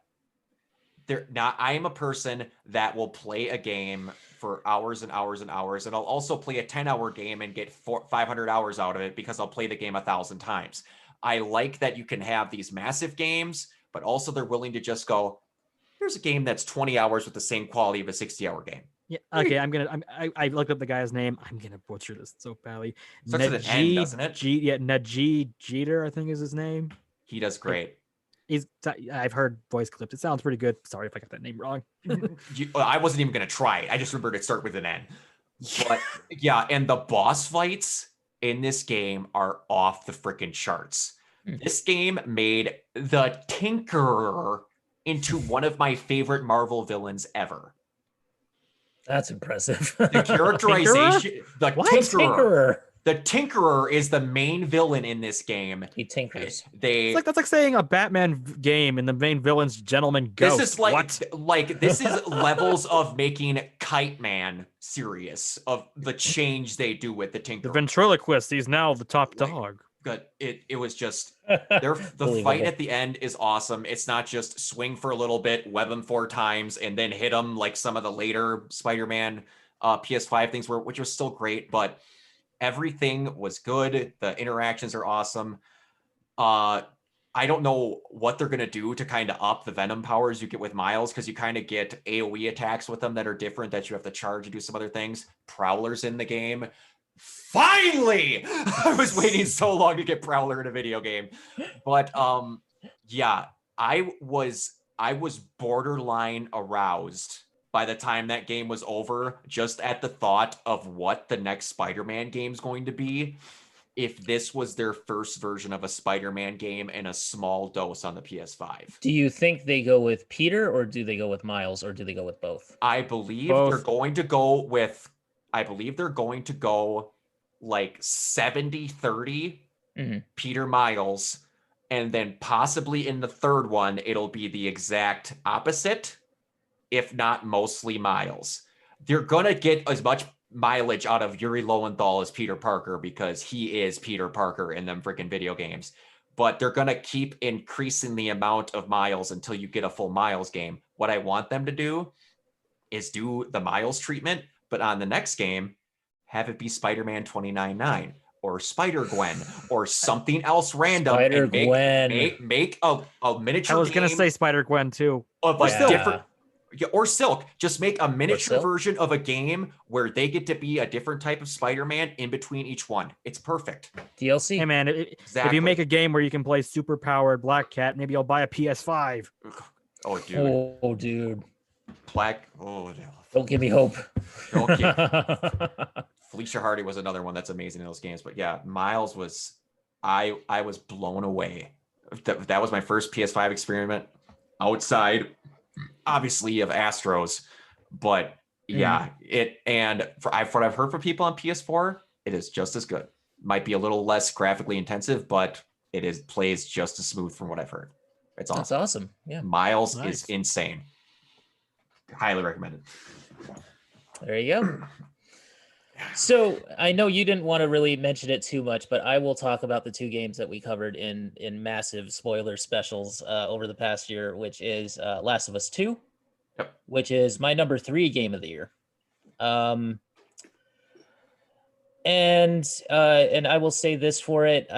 I still think that there are problems I have with that game, both narratively and in terms of gameplay. However, I do think that it was one of the most thought-provoking experiences that I had all year. And I think that in terms of just graphically how gorgeous that game looked, I mean, it really did look good for a PlayStation 4 game, especially. Is how say it was certainly the most interesting game to discuss for the whole year. Maybe it really was. Yeah. I mean, as long as you could find somebody to have a sane discussion with. Yeah, but there's the clarifier. Someone who's having a in good faith, sane discussion. Yes. Yeah. That game, I think, might hold the top spot for eternity outside of a couple of few teeny moments in Cyberpunk to where I felt the most legitimately uncomfortable playing a video game. Yeah. Well, okay, I'm gonna do the most controversial. I'm just gonna do a hot take again, just like with Cold War. I I was never a big fan of Last of Us, even the first one. That's Okay. okay. Because that came out in 2013, the same year as Bioshock Infinite. Of course, I like Bioshock more because I'm biased here. I will admit that, but I always thought that I compared Last of Us 1 way too much to like the Telltale Walking Dead game. Different genre, but the writing style reminded me quite a bit of it. But it never came. It was never a bad game. Don't get me wrong. It I was don't just think. Yeah. it was Yeah. never I on. mean, It was never my game of the year 2013. Greatest game ever. Yay. well, for me, it was a toss up between those two. It was Bioshock Infinite and Last of Us Yeah. 1. Yeah. So like I love both. I didn't have sky high expectations with the second game because okay, I didn't play it, but I know everything about it. I did play the Mhm. first game from a friend, so I didn't come in with like rock high expectations kinda- of it's- sequel to the greatest game ever made. It's kind of hard It's- not to know everything about it now at this point. Yeah, at this point, it's like Uh. even if you're like a guy who plays like Tetris, you probably know. You plot probably of the know game Last by of Us now. 2 because it's Uh-huh. it's been out there. Yes. I yeah. watched the 5-hour video that one dude did. And I'm forgetting his name. I'm so sorry. I'm like blanking right now. But oh god, who was it? Anyway, it was like a 5-hour analysis of Last of Us 2, and I did not agree with all of his points. However, Holy crap. anybody who does a 5-hour analysis of Last of Us 2 gets my respect. Yeah. That's a long analysis. No, Long wait. analysis. We went through the entire game. That guy's, I think I know what you're talking about. That guy's known for doing stupidly asinine His long name is videos. like Luke or something, right? Isn't He it? also, I think, did one for Final Fantasy VII. Oh, you think that's crazy? There's a guy on YouTube called White Light, did a 12-hour video on Death Stranding. Like straight up, this video is 12 hours long. Wow. Anyway. I don't know that I'll watch that, but okay. No. I haven't watched it because I'm like, I couldn't even play Death Stranding that long, let alone listen to a guy play it that long. Yeah. But yeah, so Last of Us 2, I will say that I don't think, it's funny because I don't think that Troy and Ashley Johnson are getting much credit for this, it seems like. Or I mean, they're getting credit for it, but they're not getting like a huge amount of They're not recognition. getting credit because other people took up the oxygen for not good reasons. Yeah, exactly. But I will say that it's nice to see Laura Bailey getting some credit for her work. And Credits, ways to put it. So no, sorry for her. I mean, like, in terms of the recognition that she's getting Yeah. for She did win an award for it. yeah, Yes, she getting did. awards for it and that sort of thing. But I I've mean, always like, thought like Laura Bailey was a very specific voice actress. I felt like she usually gets cast in roles that are a little bit too, I don't even know how to say this in the nicest way possible, upbeat. Like she has the perfect voice for like droll, sarcastic, witty characters and like Infamous bureaucrats. Or like I think like Tales from the Borderland. They cast her as like the Yeah, witty like like the that character. That character was a perfect voice cast choice for her. But then I think of like the other Telltale game she showed up in, which was the Game of Thrones game where they made her do like a freaking northern accent. It was, but that she's an actress that works in specific roles. She can't do everything, but she can do some roles very, very well. This is one where she put in a lot of effort. Mhm. Character writing, I don't know if that works, but Yeah. the voice work, I think it does. Well, that's what I mean. I think that for me personally, like if I were giving out the awards, I probably would have given it either to Ashley Johnson or I would have given it to Brianna White for Aerith. They're all putting in effort. I know they're not, skipping out on this. Yeah. It just But the I do game love Laura wants to Bailey be profound, personally. but for me it feels like it's going over territory that was treaded about 8 years prior in a game called Spec Ops: The Line. That game did a little bit better with the commentary on violence and how we Yes. consume it and revenge. It's been done, and I think that Thank you game did for a that little bit because I better. love Spec Ops: The Line. And Oh, I I'll think talk about the game Spec Ops: The does Line not all get day, baby. nearly enough I credit. oh my god, like But yeah, that game I is mean, amazing. I didn't mean that about like Laura Bailey's performance, like her getting credit for it. I didn't mean like Yeah, the I know what you mean. threats I know and what you mean. have you. But I It's- mean, like, oh, yeah, so that sorry was, for her. that was horrible. I felt really bad for her on She's- that because from it's what I've not seen of her, she her seems like a- fault, man. Yeah, she No, seems like a no. really nice lady from what I've seen of all the interviews. Yeah, she's very cool. She is. She's very cool, and I know Ashley Johnson was very proud of her too. So I mean, Yeah. it's good to see voice actors, give that love and respect to each other. Funnily So enough, I actually, really they were enjoyed it. both in Tales from the Borderlands. So this was not They the were first time they've both. worked together. Indeed. Yeah. Ashley Oh. Johnson will always be Tara to me from Teen Titans, by the way, but that's just me. Forgot Now you're that bringing me was way her. back. That was actually her. That was her. God, that was her. Yep. Holy crap. For the longest time, I thought that was Tara Strong, but nope, it's Ashley Johnson. Yeah. Nope. Ashley Johnson, when they're in that soul. Spoiler alert for everyone that doesn't know, Joel dies. The two people that don't know that got spoiled when it's like that scene when she is begging them to not take the Oh, last hit on God. Joel might be some of my favorite voice acting of all time. Yeah. I cannot give her enough credit for her begging them to stop. It is, it's wrenching. Good Lord. Good. yeah, Yeah, man. there's some voice actors that just do a line or two that I'm like, I'm never gonna forget that. That's one of them. That's also not a lot of people hated that, where it's like they killed off Joel. I'm like, did you really act surprised? When I first saw the first teaser, I went, oh, Joel's gonna die. I knew Yes, that. exactly. I thought knew so Joel too. was dead at the end of Last of Us 1. Yeah. Well, he was dead inside. Well, no, I knew he was dead the second he killed an entire organization. Like someone's going to not forget that. Honestly, Yeah. that was probably a better commentary on just player violence. Was just like you're forced to shoot innocent people to save the one you like, even though you get where he's coming from. And in the end of the game's like, was that really worth it? It's like probably not. I don't know. I Credits. would have done it.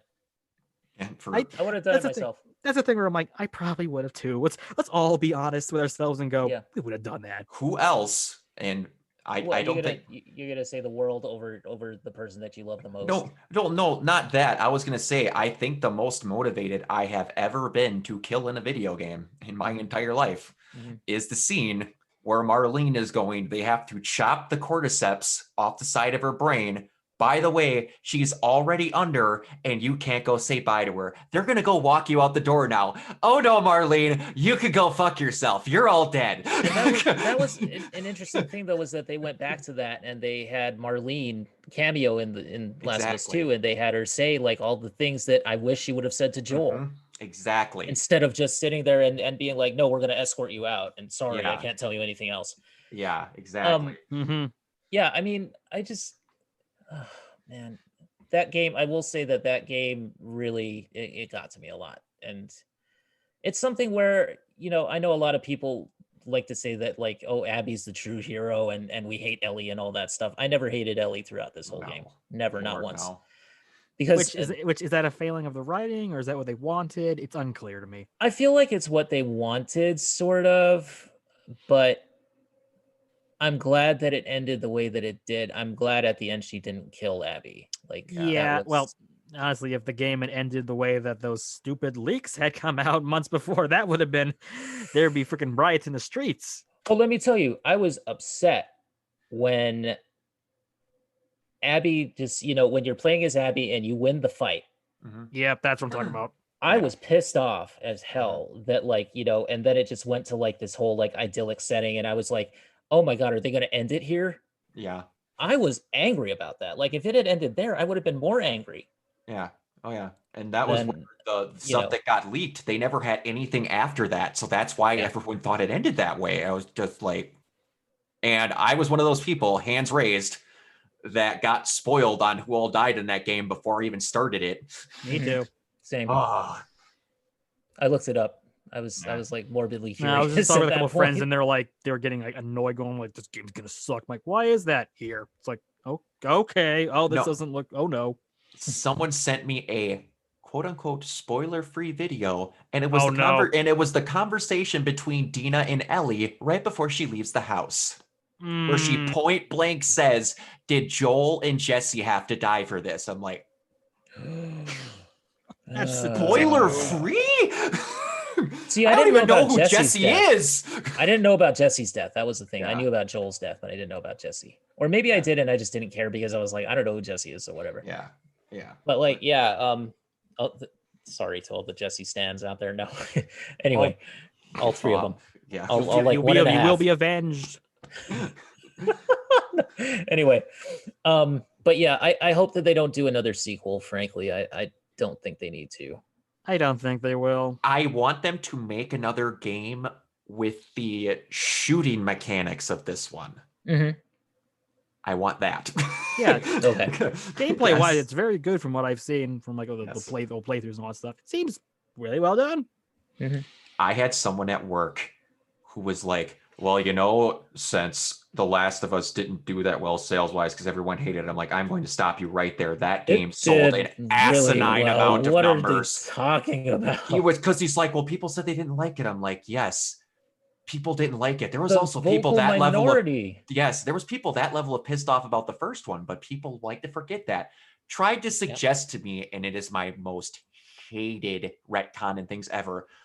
What if Ellie was in a coma and I wanted to punch him? Like, and it just wasn't real and it didn't happen. Like, let's just God. let's just let it go. The game's done. No. Let's just move on. Make a new IP. All right, but anyway, yeah. Oh my god, I actually have I hate those endings where it's just like it was all a dream, it was all in a coma. It's like that's kind of a problem. I kind of actually I'm not gonna spoil Little Hope. Never mind, I'm not gonna do it. Like, that ending didn't quite work for me, where it kind of goes in that direction. The last game I enjoyed that did that was Driver San Francisco, because they never gave you an illusion that you weren't in a coma the whole time. Yeah, it's weird. Spoilers for Driver San Francisco. This game from 2008. Driver San Francisco, one of the only games in history where it has a second person mission in it. Not a first or third, a second person. That mission's fucking weird. That mission, I'll never forget that. I was so happy when Watch Dogs 2, like the Ubers are called Driver San Francisco. I kind of laughed when I got that reference. Yes. Anyway. All right, Tyler, you got any more? Yeah, I'm gonna talk about, speaking of Ubisoft game, I'm going Valhalla, baby. All right. So, okay, first off, let's start with Odyssey, because you liked it and I liked it mostly. I didn't play through the whole thing though. I have this thing with Ubisoft games where I just get bored and stop playing. Wait, so you didn't beat the whole campaign, right? I didn't beat the whole campaign. How far did you get? Because there's some good moments towards the end of the game. Far from that. Okay, you missed the best mission in the game, where you gotta take care of a giant loser like Olympia named Testicles, who then gets drunk and falls off into a pit of sharks and gets eaten. And they're like, well, maybe he's not dead. Okay, he's fucking dead now. That's the best thing I've ever heard. Okay, he's this big loser guy. It's like, my name is Sure. Testicles. I am the warrior champion. Get me wine. And you get him wine. And he goes like, I will drink the wine. Falls off into the water and dies. That's one of the best. There's actually a lot of good comedic moments in that That's game. great. There's another one where you wake up drunk after an orgy and you're like, hey man, where'd that Trojan horse come from? orgies, Where it's like, where'd that Trojan horse come from? It's like, oh no, man, I was drunk last night. And then these Athenians come out and they're like, ah, crap, they're doing it again. They had the orgy again. Yeah. See, I love it when Ubisoft games actually have personality and humor. Then it kind of like it works better for me than if it's like dead serious. You know, like Watch Dogs Legion for me is like dead serious, and that's Oh yeah, that's a problem. But Odyssey has it's mostly serious, but there's some good moments like the ones I mentioned. Or and if you want a perfect example of why Cassandra's a better character, do the part where you fight the Minotaur, because Alexandra, whatever his name, I'm probably mixing up his name. I don't even care. Alexios, that was it. He has his look, where his look like I knew it. There's the Minotaur. He has like a serious face on, but Cassandra's like, what the fuck? What is that? It's real? She's like the most like shocked, not understood. Like, what the hell? Look, it's amazing. Funny. That's funny. Yeah. But anyway, that game, a lot of stuff to like. I like the characters for the most part, although some of them aren't as developed as I would like. Really, none of the games that use historical characters have done as good a job since Black Flag. That was the high point of characters in the Assassin's Creed game. Oh no, man. Tesla and Syndicate was pretty good. You mean it wasn't Tesla, it was Graham Bell. Oh, Graham Bell. I'm sorry. Yeah, Graham Bell. That was pretty good. Oh no, well, okay. To be fair, the best side quest in the entire series, in top 5 best side quest chains in the series, is Ghost Tours with Charles Dickens, where it's just like, yeah, we're just gonna fight Spring Heel Jack today. Yeah. On to it. Okay. Then it gets kind of underrated. To be fair to myself, though, with Odyssey, it's the reason why I didn't really play it that much is because I had other games to play. Like I only got it this past year. This is my main problem with Odyssey. The game is way too big. Yeah. There is like it's not 1-to-1 ancient Greece, but it's way too big with about 500 islands where it's just like, oh, go out of the way, do this quest, got to go over here. I don't even want to know how many quests there are in this game. It just overdoes it. There's some good quests here, but a lot of it's quantity over quality. And the storyline, a lot of people didn't like the storyline because it was just so kind of low key, where it's just like the whole game, I want to get my family back. We're putting the family back together, man. It's That's the whole Firewall, plot, the really. game. Harrison Ford Yeah, could have it's- been involved Yeah, again. the main game. Yes. It's not about killing off the evil cult. It's not about ancient who wins the Peloponnesian War. Spoiler, you can't change history. The Spartans will win. No, it's just about I want to get my mommy and daddy back. I was fine with that, but I'm like, a lot That's of people fine. didn't like that.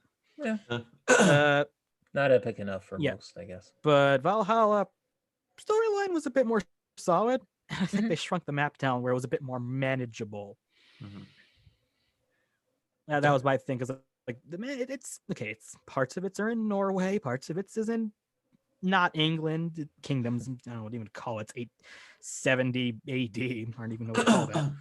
But- I'm just satisfied by the fact that every time you go and raid a village, the guys jump off the boat and are like, "For Odin!" Yeah, I was gonna say I'm gonna get to that. Like, yeah, this game series was very clearly influenced by Vikings and The Last Kingdom.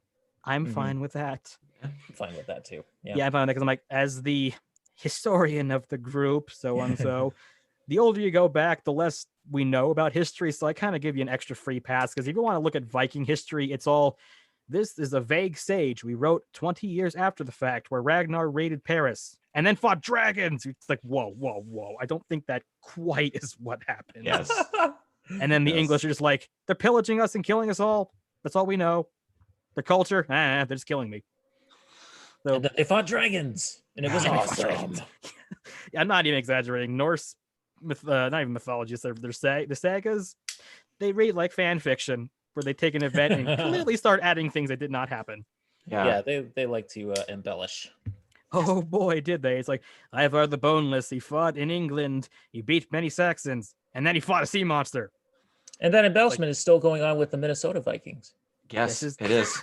We have to assume this is a good You team. are true. Can't even build a stadium that won't Now let we its just roof lost all the collapse. Viking fans in the audience. All the Viking fans are like, "Screw Yeah. you." It took you till 5 years That's- ago to get a stadium where the roof doesn't collapse. Don't come at us. And if you're one of those history nerds, they don't know the Viking horns. Don't worry, they didn't do that. That's like the number one pet peeve. With like, I know a couple like historians that are into Vikings. They're like, nothing ticks me off more than seeing freaking horns. They don't do it in this game. Don't worry. I wouldn't mind. Yep. Additional DLC, maybe. Just have her wear a horned helmet. Yeah, and This also is they fun. do the main character thing a bit better than Odyssey, because Odyssey it's just like you pick the character you want, and the other one shows up at the end. Towards the end, it's like the boss you fight. Bleh. This one, it's like male or female, go, done. Yay! I'm fine with Don't that. fight your male counterpart if you No, you don't fight a male Viking at halfway point. And turns out I had an evil twin brother all along. He was Ragnar secretly the behind shithole. everything. Actually, it's very interesting because they set this game in 870, so technically Ragnar Lodbrok's been dead for a couple years. I'm very surprised they actually did that. This could I- come up with something, I guess. I guess they probably would have thought everyone's just going to compare them to Vikings, which they did anyway. Mhm. But overall, the game's the combat's a lot better than Origins and Odyssey, because look, everyone hated the combat system back in the old Assassin's Creed games where it was Oh yeah. block, stab, Yeah. block, stab. It Stab. looks cool, but it's not particularly fun or hard. But then the later ones they just added it's like a rank up system where it's you can't fight that guy because he's level 30 and you're 28.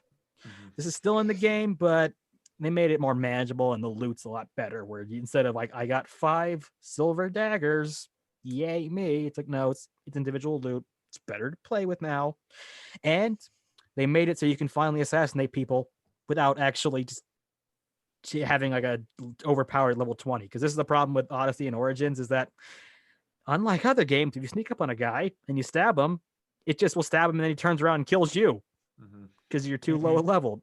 Mhm. They made it a feature in this game where they changed it to no, you can assassinate people. It's fine. You can do it the old fashioned way. This is an Assassin's Creed game, lest we forget. Mhm. They also brought back social stealth. Haven't seen that since Syndicate, Yeah, Yep. true. even though it's a bit weird where it's like, really? The big hairy Viking dude's going to blend in with the Saxons? That was my favorite thing when that game was announced. We're like, what's the next thing for the silent clan of assassins? Valhalla! Okay, like this hasn't made any sense since at least the Ezio games, where it's like Assassin's Creed 3. I can't tell who's going to be the assassin. Is it going to be that white English dude, that white American dude, or is it going to be the big Native American guy with the hood? I can't tell who's the assassin. Exactly. And then Black Flag's even more silly. It's like, we're going to do some ship stealth. This giant pirate ship with a giant black flag is going to sail behind that big ship, and they're not going to know it's us. Nice. You want to see my buddy Chris, who is the biggest Assassin's Creed fan that I know personally. He will have Vietnam style flashbacks when you mention ship stealth. Oh man, that wasn't it was not ready for prime time in that game. And Black Flag is my favorite game in the franchise, one of my favorite games. I will criticize some of the stealth moments in that game. Yeah. All right. That's another thing that did not come back, by the way. They did not bring back tailing missions in Valhalla. I'm so happy. Yeah, same. Yeah. Actually, I don't think tailing missions have really been much of a thing since, I want to say, at least Unity. Yeah, I don't think so. Yeah, I can't remember any of those in Syndicate, and Odyssey was such a break in the. Okay, the one problem though is vehicle combat. Not really in the game. Not really. They kind of cut out ship combat, which is a shame. That's kind of weird. But then again, Odyssey ship combat was actually not that great. I mean, you only have two weapons. It's, hey, ready your bows and arrows, or hey, ready your javelins. I mean, what else were they gonna do? You can't have a mortar. Yeah, that's true.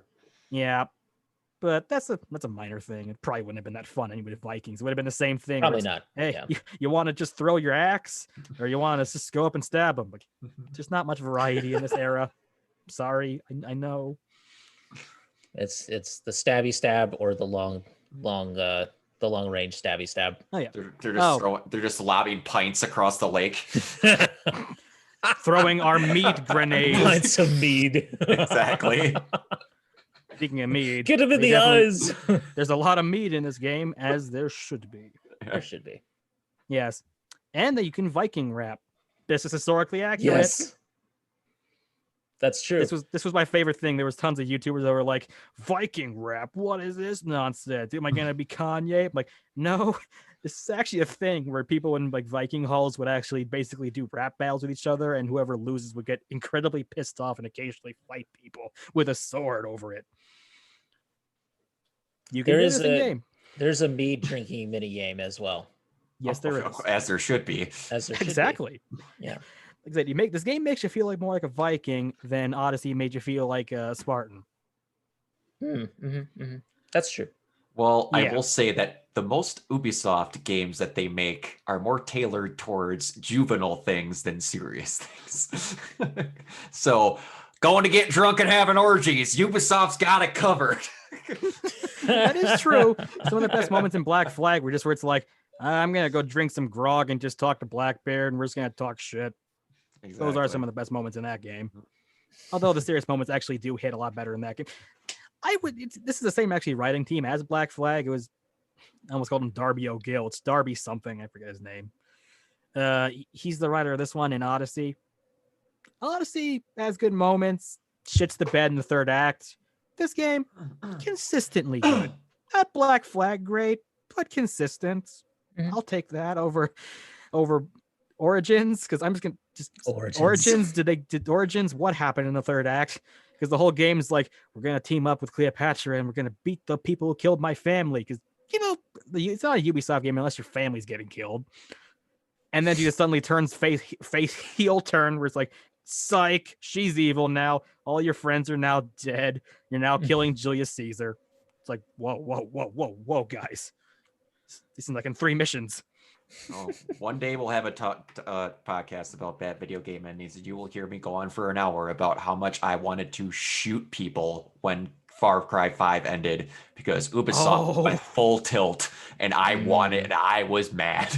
I played that game too, and I thought that too, where I'm like, yeah, kill the bad guy, games again. And what the fuck is happening? That'll be a podcast in the future. Oh yeah, but yeah. Odyssey, good game. It's a good Not idea. the best. It has bugs. This is a thing for 2020. It has a lot of bugs. Some of them are crashing. It's not as bad now as it was on launch, but it was comparable to Unity in some respects. Not fun Unity glitches, though. There was no Viking skeleton heads. Oh, man. Do I Those are the remember good. that? That's the good stuff. Oh, yeah. Unity, everyone will remember for that glitch and little else. Yeah, Also, but if you play that game, you would also remember because the whole plot of the game is the main character wants to really fuck his stepsister.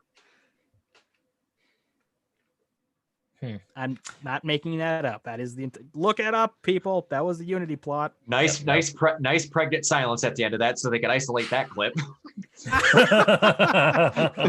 This is gonna get edited still back. We'll take that out. We'll fix it in post. Anyway. That's going in the final cut. Yeah, Valhalla, good game, has its glitches, has its problems, has some plot problems, but it's a good game overall. It's an improvement over Odyssey, in the same way Odyssey was an improvement over Origins. I hope it keeps trajectory going up. Yep. Also, Japan, when? I don't know, man. I don't know that they want to do it after Ghost. Because Ghost went, hey, what if we did the thing Ubisoft doesn't want to do? You just do the thing that everyone wanted to do. And I remember the forums were like, what do we do a Wild West Assassin's Creed game? It's called Red Dead Redemption 2. Why don't we do a futuristic Assassin's Creed game? Because that's when they said the games are going to end, and they're never going to end. Yeah, that's the one thing about this franchise where it's, don't even think about how many times I mentioned the mainline storyline? I did not mention it once. I will not. It doesn't matter.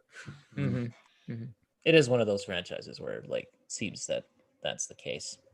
Yeah, the game franchise ended, and they just kept going. And now it's the video franchise equivalent of a line graph, unlike a business finance report where it's like, well, this game went up here, this went down here. That's all it is. It's at the point where they should really just stop calling them Assassin's Creed, but they have to because of branding power. Yeah, that was a problem even in Black Flag. I think Black Flag at one point was just going to be a pirate game, and then they just said, let's put Assassin's Creed on this. Well, all right. So, Brock, what's your next one? Do you have a next one? Well, I will put a little one for anyone that can get their hands on a PS5. I'll do a little minor one. If you ever wanted to play Dark Souls / God of War, Godfall. Okay, that's an interesting choice because I know that a lot of people really did not like this game. So the main what reason, do you love about it? Well, it is unabashedly a God of War game that they just stuffed Dark Souls in. The text pop-ups in the God of War re-sequel that they made. Yes. Yeah. It's literally the same thing. The bordering and everything, there may be 2 lines different. It's scary. They literally just went, can I copy your homework? Okay, just end the last few lines differently so they don't know we did the same thing. But the weapon systems are cool. It is unbelievably beautiful. They have every lighting mechanic they could throw into that motherfucker going at one time, and it doesn't crash. It runs smoothly. And the combat's awesome. And also, I will say, I am a person that likes parry mechanics in games. I'm not good at them. Godfall, you could be a blind monkey with no arms, and you could master that parry mechanic. Literally, it's character begins attack, hit L1. Nailed it. Right when it comes in, the parry's automatic. It's the easiest parry in gaming history. I've never failed it after I've learned it once, and I have maybe 40 hours in it. I stopped playing for a little bit because of other things, but yeah, it's really pretty. Give it a try if you can get a hang of it. It is not for everybody because of 2 reasons, and I'll get to the other one I really want to talk about. It does not have input queuing, and it does not have animation canceling, which is a Dark Souls thing. Yeah.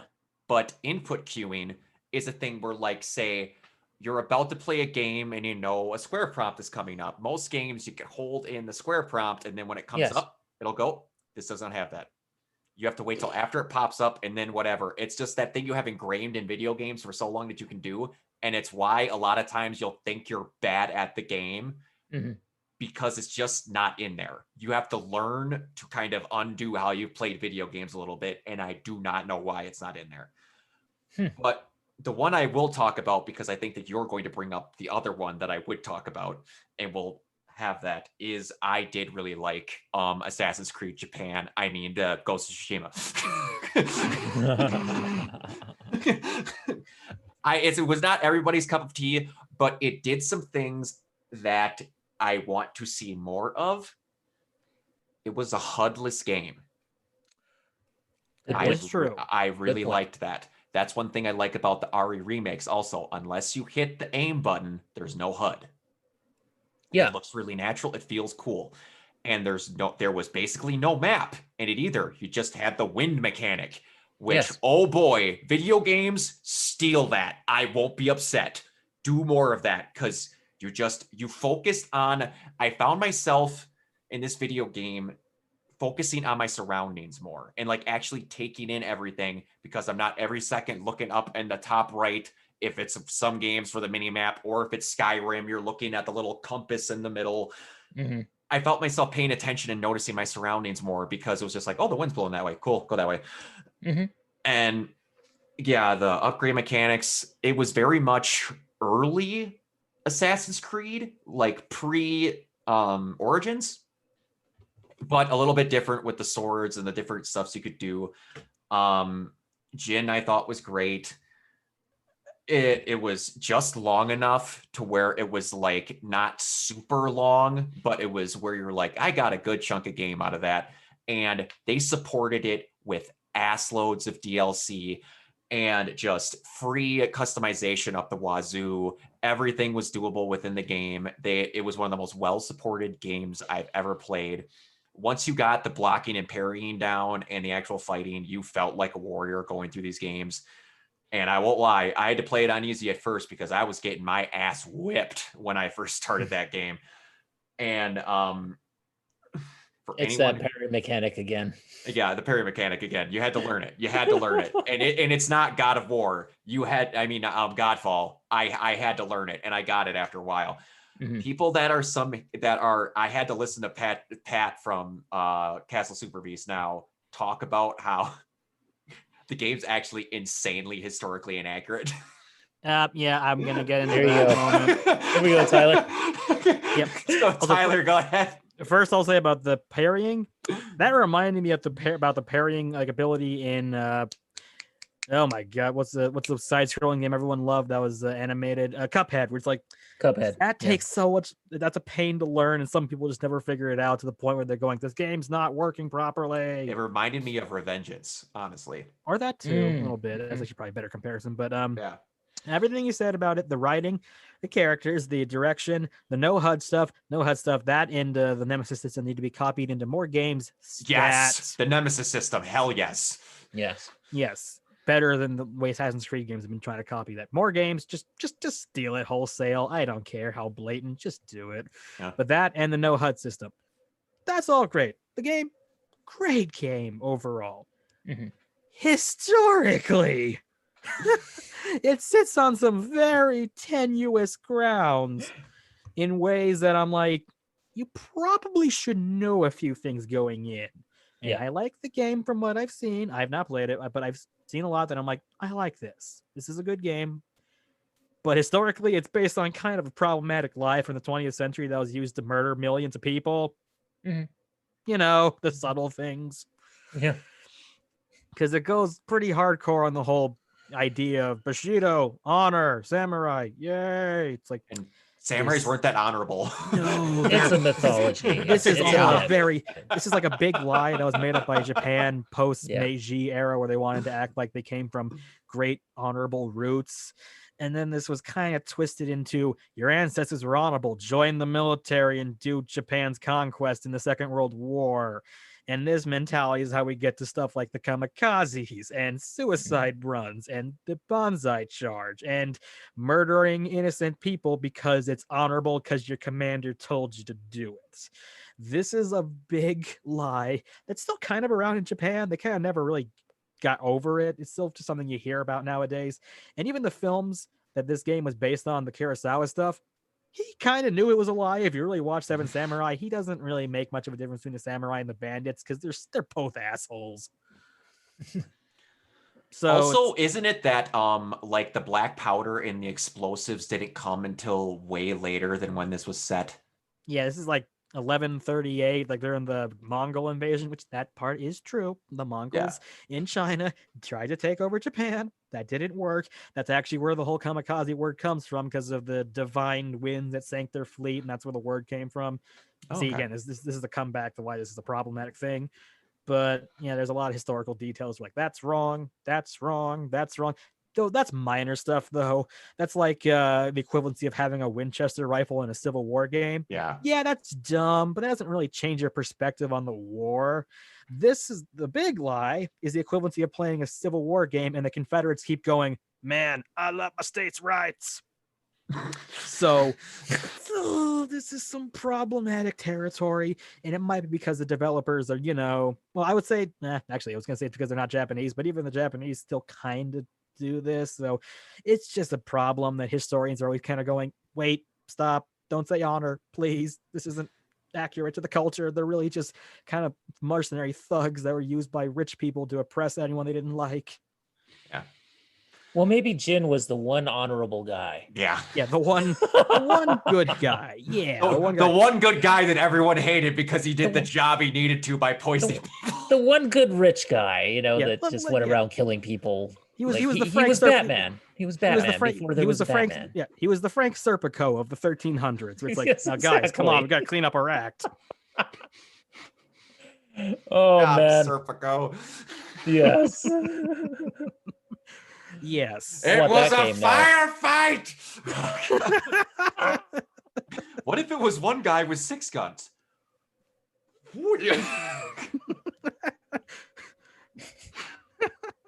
Now I want to play a 1300s Japanese detective game where it's like there was 15 arrows shot at that wall. This was not one person. Stranglehold. Exactly. LA Noir. Japan Tequila edition. time. Here we come. You came alone? No, I brought my 2 French. It's like, it was you. You're a Mongol assassin. It's like, I don't know what you're talking about. Yeah, but oh man, it's one of those things where I didn't know it was that historically inaccurate until someone told me. Yeah, but it's one of those things where they did what they needed to do to make the video game fun. Yeah, when it comes to that, I'm okay with it. It would be probably less fun if there was a meter where it's like, to progress the level, you must murder 20 villagers for your lord. Exactly. So I get it. Jin suddenly come around and he's just like, let me tell you a story, children. When I was younger, I fought against the Lord of the Lands. And then it didn't work, so I then murdered some kids. And here's the spine of the last man who didn't listen to me. They looked a lot like you. It's like, I got 5 heads in my bag. I will add 6 if you don't shut up. I've got room for 7 more, so watch your tone. How many arrows you got left in that bow? I got 52 arrows in this 1 arrow bow. The correct answer is enough. So, like, there's a good Washington Post article about this, where even the historian in question goes, "It's a fun game. Play it. Just kind of be aware this is kind of a fantasy. In the same way, Sekiro Shadows Don't Die is fantasy. Don't take it as the gospel truth. In other words, yeah. Also, maybe get a history book on the samurai." Just a little. Hey, if a game makes you curious enough to look up history and whatnot, then I say that's a win. Yeah. Oh yeah, that's one of the things why I've always loved Assassin's Creed, because I'm always like, Codex, who is this guy? Wikipedia, this is a real person. This is interesting. The Black Flag really doubled down on that one. Although, they have after 8 years, they may have gotten some of their history wrong, which I did some research on that, but not to brag. Yeah. But yeah, that's okay. That's the one I'm gonna damn it, I'm going to mention that. Can we bring back the codex in all these Ubisoft games? I want my codex. Good. I just want to mention that out loud before I forget. But yeah, It would be the easy for game- them to do that, I would think. yeah, it was Yeah. stupidly easy. Yeah. Like actually, a game like this would have actually been really nice with a codex, where it's like you've walked through, the Tsushima. Here's a quick history lesson about what Tsushima Island is. That would have been nice. They did have something kind of like that in the scrolls you could pick up. Mhm. Yeah, but it's like you kind of got to go out of your way to do that. Ubisoft games where it's like you walk by something, codex update. Yeah. Still a little bit better than like the way Battlefield 1 did it, where it's like get 200 kills and you can learn about what a Lewis machine gun does. Or Destiny 1. Or Okay, that's Destiny the 1. lowest. That's the lowest pit of hell. It's like you want to learn about Destiny, kids. Well, Do you I'll like tab out of your Grimoire? game. Do you like Grimoire cards, kiddos? Let's go have story time. I'll tab out of your game and go on the website, and maybe it will load and tell you things you'll know that will not matter. Mm-hmm. Freaking Halo Waypoint's more intuitive than this. Yeah. Yep. All right. But yeah, Ghost of Tsushima, great game. Just read a history book. Yeah. If you like the idea of Assassin's Creed in Japan, go play it. Yes, because Ubisoft, they ain't gonna do it ever. No. Okay. I'm going to talk about two more of my favorite games because this is getting a little long in the tooth, so we need to kind of move towards wrapping up here. But last thing I'll say about Assassin's Creed, they're Sure. probably more likely to do Assassin's Creed Summer of '66 sooner than Japan now. Yeah. Probably. Probably. Yeah. Because at this point, it's just like it's retreading familiar ground. So Okay, but yeah, what next game? okay, so here's a game no one really talks about: Streets of Rage 4. Nice. That's a good That choice. blows my mind that Streets of Rage 4 Finally, came out in after 2020. so It's- many years, it's so still many here, false kids. starts. It's still here. Yes. Oh man, and so many fighting forces. Uh, But no, oh. I mean, like, yeah. Oh, so many Gekidos. There was the one, but yeah, Streets of Rage 4. So that is a game that I was extremely interested in, and I was kind of talking it up to people that I knew because Streets of Rage 2 is my favorite game of all time. Really? Yeah, it's one of the best soundtracks in video game history. Yes, Can't. that's Yeah, I agree. precisely why. Yep. One of the reasons why. But yeah, Also, are you a Streets- big fan of Mai Shiranui? Well, that's showed King up of in there. Fighters, though. She But showed yeah. up once. She showed up once. Yeah. I mean, I mean, who doesn't love Mai? But I mean, Blaze was my first video game Yes. crush, so there you go. I was waiting But on I mean, that. like, yeah, Streets of Rage 2 is my favorite game of all time. It's the game that really made me a gamer personally, even more so than Mario, in a strange way.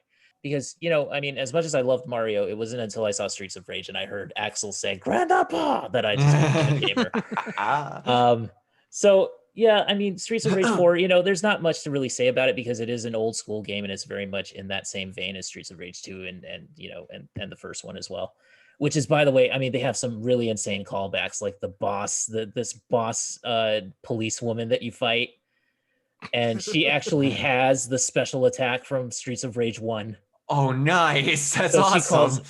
she goes like backup requested, and then you see like the guys come up and they shoot the rocket launcher and everything, and it's attacking you instead. So that's really cool. I mean, I like all the Nice. little throwbacks, and I like the fact that they got Yuzo Koshiro back to do like a track or two for the soundtrack and everything. It's a really cool game. It's a nostalgia bomb. It really is. But it's like, what do you expect from Streets of Rage 4? It doesn't reinvent the wheel, but it does what it does with a lot of heart and a lot of like grit. And I love that about it. So I'm not going to say too much about it other than just go play it, especially if you love old school brawlers. I mean, they don't make many of those anymore, so let's support them if they do. And it's good. Speaking of which, Scott Pilgrim, the game is out today. Yeah. They finally brought that back, so thank God for Oh that. I'm god, gonna yeah, get it they on PC. removed it because of copyright. They and removed it's it. back Mhm. now. Yeah. I'm going to grab that There's on act- Steam. I There's think. actually a rather surprisingly long list of games you just cannot play because of copyright or just removed. Like, Exactly. does anyone Yeah. remember there was an old school like Lego Lord of the Rings game? Yeah. That game does not exist anymore. You cannot buy it anywhere. It's like you're either gonna have to look for a really old disc somewhere, eBay it, or emulate it. That sucks. I remember when they took the Deadpool game off. Oh Yeah. yeah, that's a shame. Mm-hmm. Yep. Still got it on disc, thankfully. I love that damn Yep. game. Same. Yeah. Yeah, High Moon Studios did it. Classic. Yeah. High Moon. Yeah, man. That's good stuff. Actually, they actually helped write parts of the Cold War campaign. Maybe that's where the silly They parts did. came from. Yeah. Could be. Yeah, but there's a lot of games that are like that, and unfortunately, the Scott Pilgrim's probably one of the best games to actually have been lost to copyright for a while. Mm-hmm. But thankfully, it's back. Yes, I'm so happy. And on PC. I'm so grabbing on PC. But getting back to it, yeah. So Streets of Rage 4. That is, I think, my number 4 game of the year from last year. So, did you like it more than Shenmue 3? Yes. Speaking And I of don't know any anticipated sailors, sequels. damn it. I know that's from 1, but that's okay. All right, so let's talk about personally my game of the year. My number 1 game of the year is, of course, you guys will know what this is. It's Final Fantasy VII Remake for me personally. And the reason for that is because I'm not a purist. So I don't mind if the story goes in a different direction than it went before. I don't mind that they have there's crazy fan theories going around that say that Sephiroth knows what's going on, Aerith to a degree knows what's going on, and that this is all like essentially it is entirely like a reimagining of the story, or like sort of a sequel in a way. Yeah. And less a remake. But anyway. Call it a sequeling? Yeah, kind of. But I think that just for me, it's the most fun that I had. It's like hearing the music again and seeing those characters and seeing everything just brought to life in such a vivid way, I think was the thing that just made me love this game so much. And of course, the biggest surprise for me of all of 2020, let me tell you, I love Tifa. I've always loved Tifa as a character. I've always Jessie? been like Tifa and Cloud. Jessie was a huge surprise as well. Yes. But let me tell you, the biggest surprise for me was Aerith. Okay. I am will agree. Shocked. I am shocked at how much I like Aerith Nice. after this game, after playing that game. Because let me tell you, in the original, she was just like, she was a character. And she was a character that everybody liked, but she was just there to be like the princess character. And in this one, they gave her some stuff to play. Like Brianna White had some interesting lines, let's say. Yeah. I think that just to get into the fan theories a little bit, I think that Aerith and Sephiroth definitely know what's going on. Mm-hmm. And I think that they're positioning their particular, characters or their particular power bases in such a way where the end game is going to play out a little differently than we think. But I could be wrong about that. And, the guys at Square are apparently saying that it's going to play out the same way. But We'll see. I don't know. We'll see about that. Well, didn't they originally show like how long they've been working on this and how long they've had to think about it? Didn't they show like an early tech demo for what this could look like on like the early stages of the PS3? Yeah, it's been around in development for a long time. Yeah. But they always said that no, we're not making a remake. And then of course they were. Yeah. This is what it could look like though. We're not doing it. This is what it could be though. But this is this is a visual tech demo. Yes. Yeah. Just to show what our engine can do. That's my favorite lie. If we did do this, it could look like that. Yeah. Yes, you just have about 1,000 development hours in this thing of what it could be. Really. But I will say in terms of the soundtrack and in terms of the redone battle system and just the way that the voice acting, I mean, I did miss some of the Advent Children cast, I won't lie, but it's kind of good to see these characters brought to life with new voices and because it's such a brand new experience of playing the game again. And I think that they did right by it. So yeah, I'll give Square a lot of credit for this game. I think they did a good job.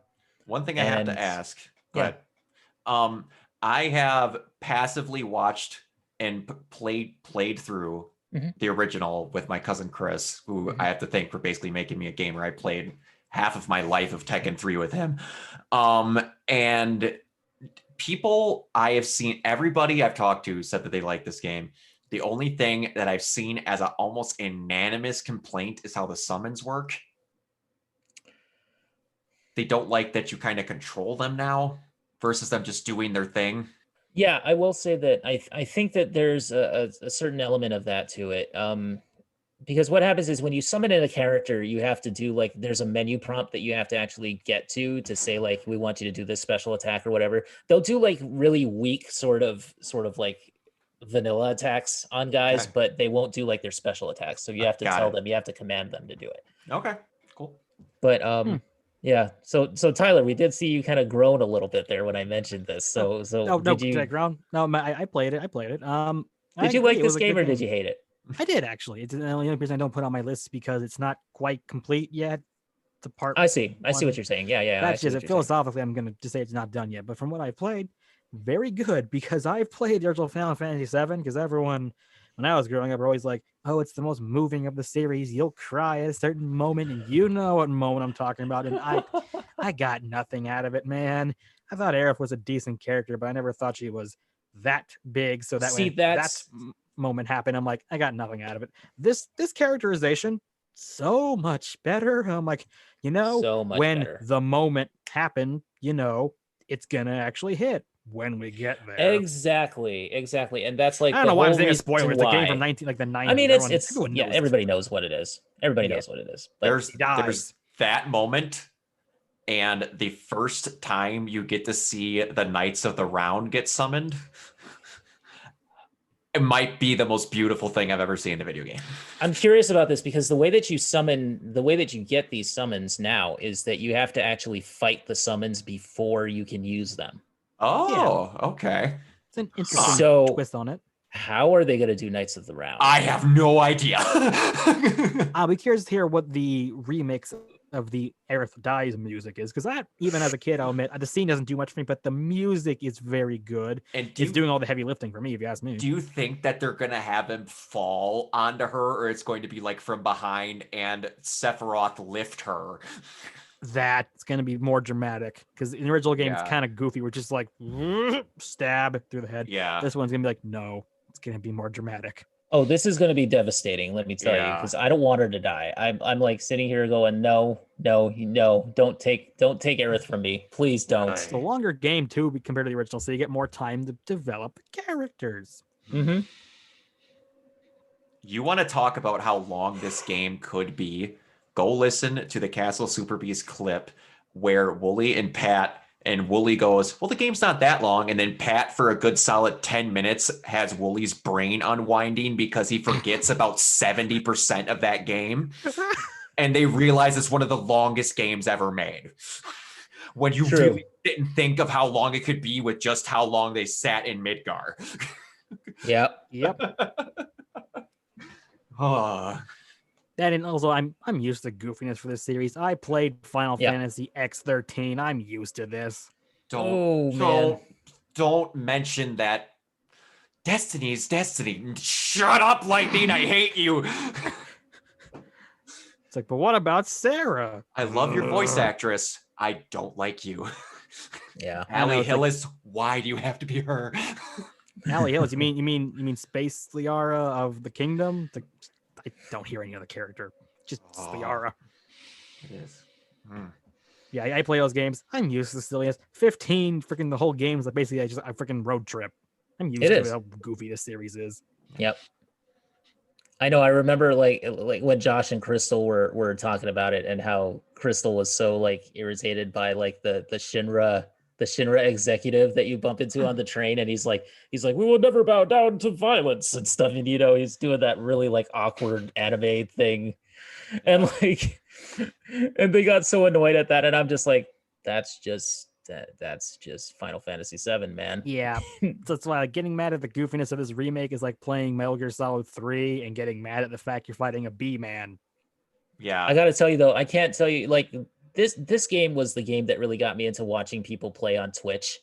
So like I was watching like Maximilian Dude play it, and I was watching like Aerith's voice actors, Brianna White, play this, and like everybody uniformly always gets to a moment in the game where they're just fighting, like they're playing the combat and stuff, and they're just like, oh, I see you music, I see you soundtrack, and they're just like start jamming out to it, and it's just like, Yeah, that That's one soundtrack of my is favorite things, amazing. by the way, is when they get the voice actors to play the game on a live Yes. stream. I never tire of that as a gimmick. Me too. Yep. That's great. Because a lot of times these voice actors, with people that don't know a lot about voice acting, they do not get to see each other. You Mhm. go say your lines into a box, and then they finally get to see the context of where their lines were, how they got delivered back, and you got to see how they're like, I didn't know that. It's awesome. It's The great. best interview about voice acting was from Dave Fennoy from like the first season of The Walking Dead, where he's like, "Look, man, I did Fallout New Vegas. I saw the script. The script was mostly grunt like this, ooh, dead sound effect. Like this, yeah, this voice acting can be quite goofy. If you just look at it as a script of things that will happen with no context. That's how Skyrim was done, where it's like, okay, you're playing this character, guy, do all these lines. You're now playing this character. Here's these lines where you're yelling at yourself. Mm-hmm. Mhm. Yep. True. True. Yeah. So, but yeah, I'm actually with some of the voice acting. I want to see some of what's in Final Fantasy VII. Was some of these recorded with other people? Because some of the lines felt almost too good to not actually do that. Because some games do that.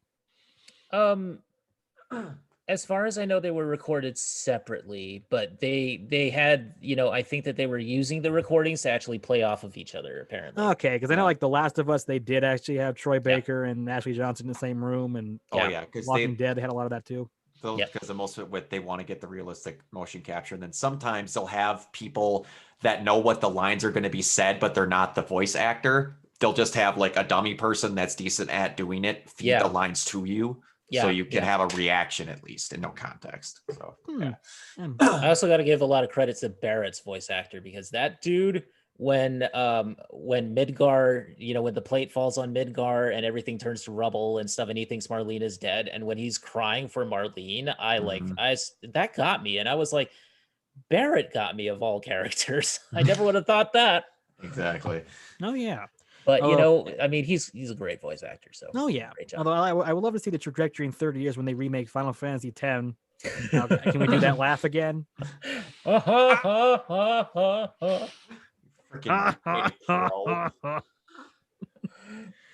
They'll probably make that an emotionally touching moment, because they really kind of wrung the emotion out of Final Fantasy VII in ways I didn't think they would. Mm-hmm. Yeah. Final Fantasy X. Now I'm just trying to think of, guess what, kids? You'll get to play triple triad in 16K.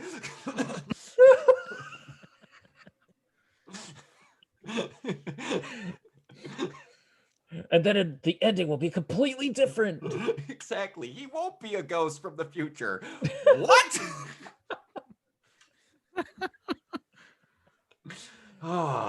So what do you guys think? What do you guys think of the future of this of this franchise here, or of this series of games, Looking the good. remake series?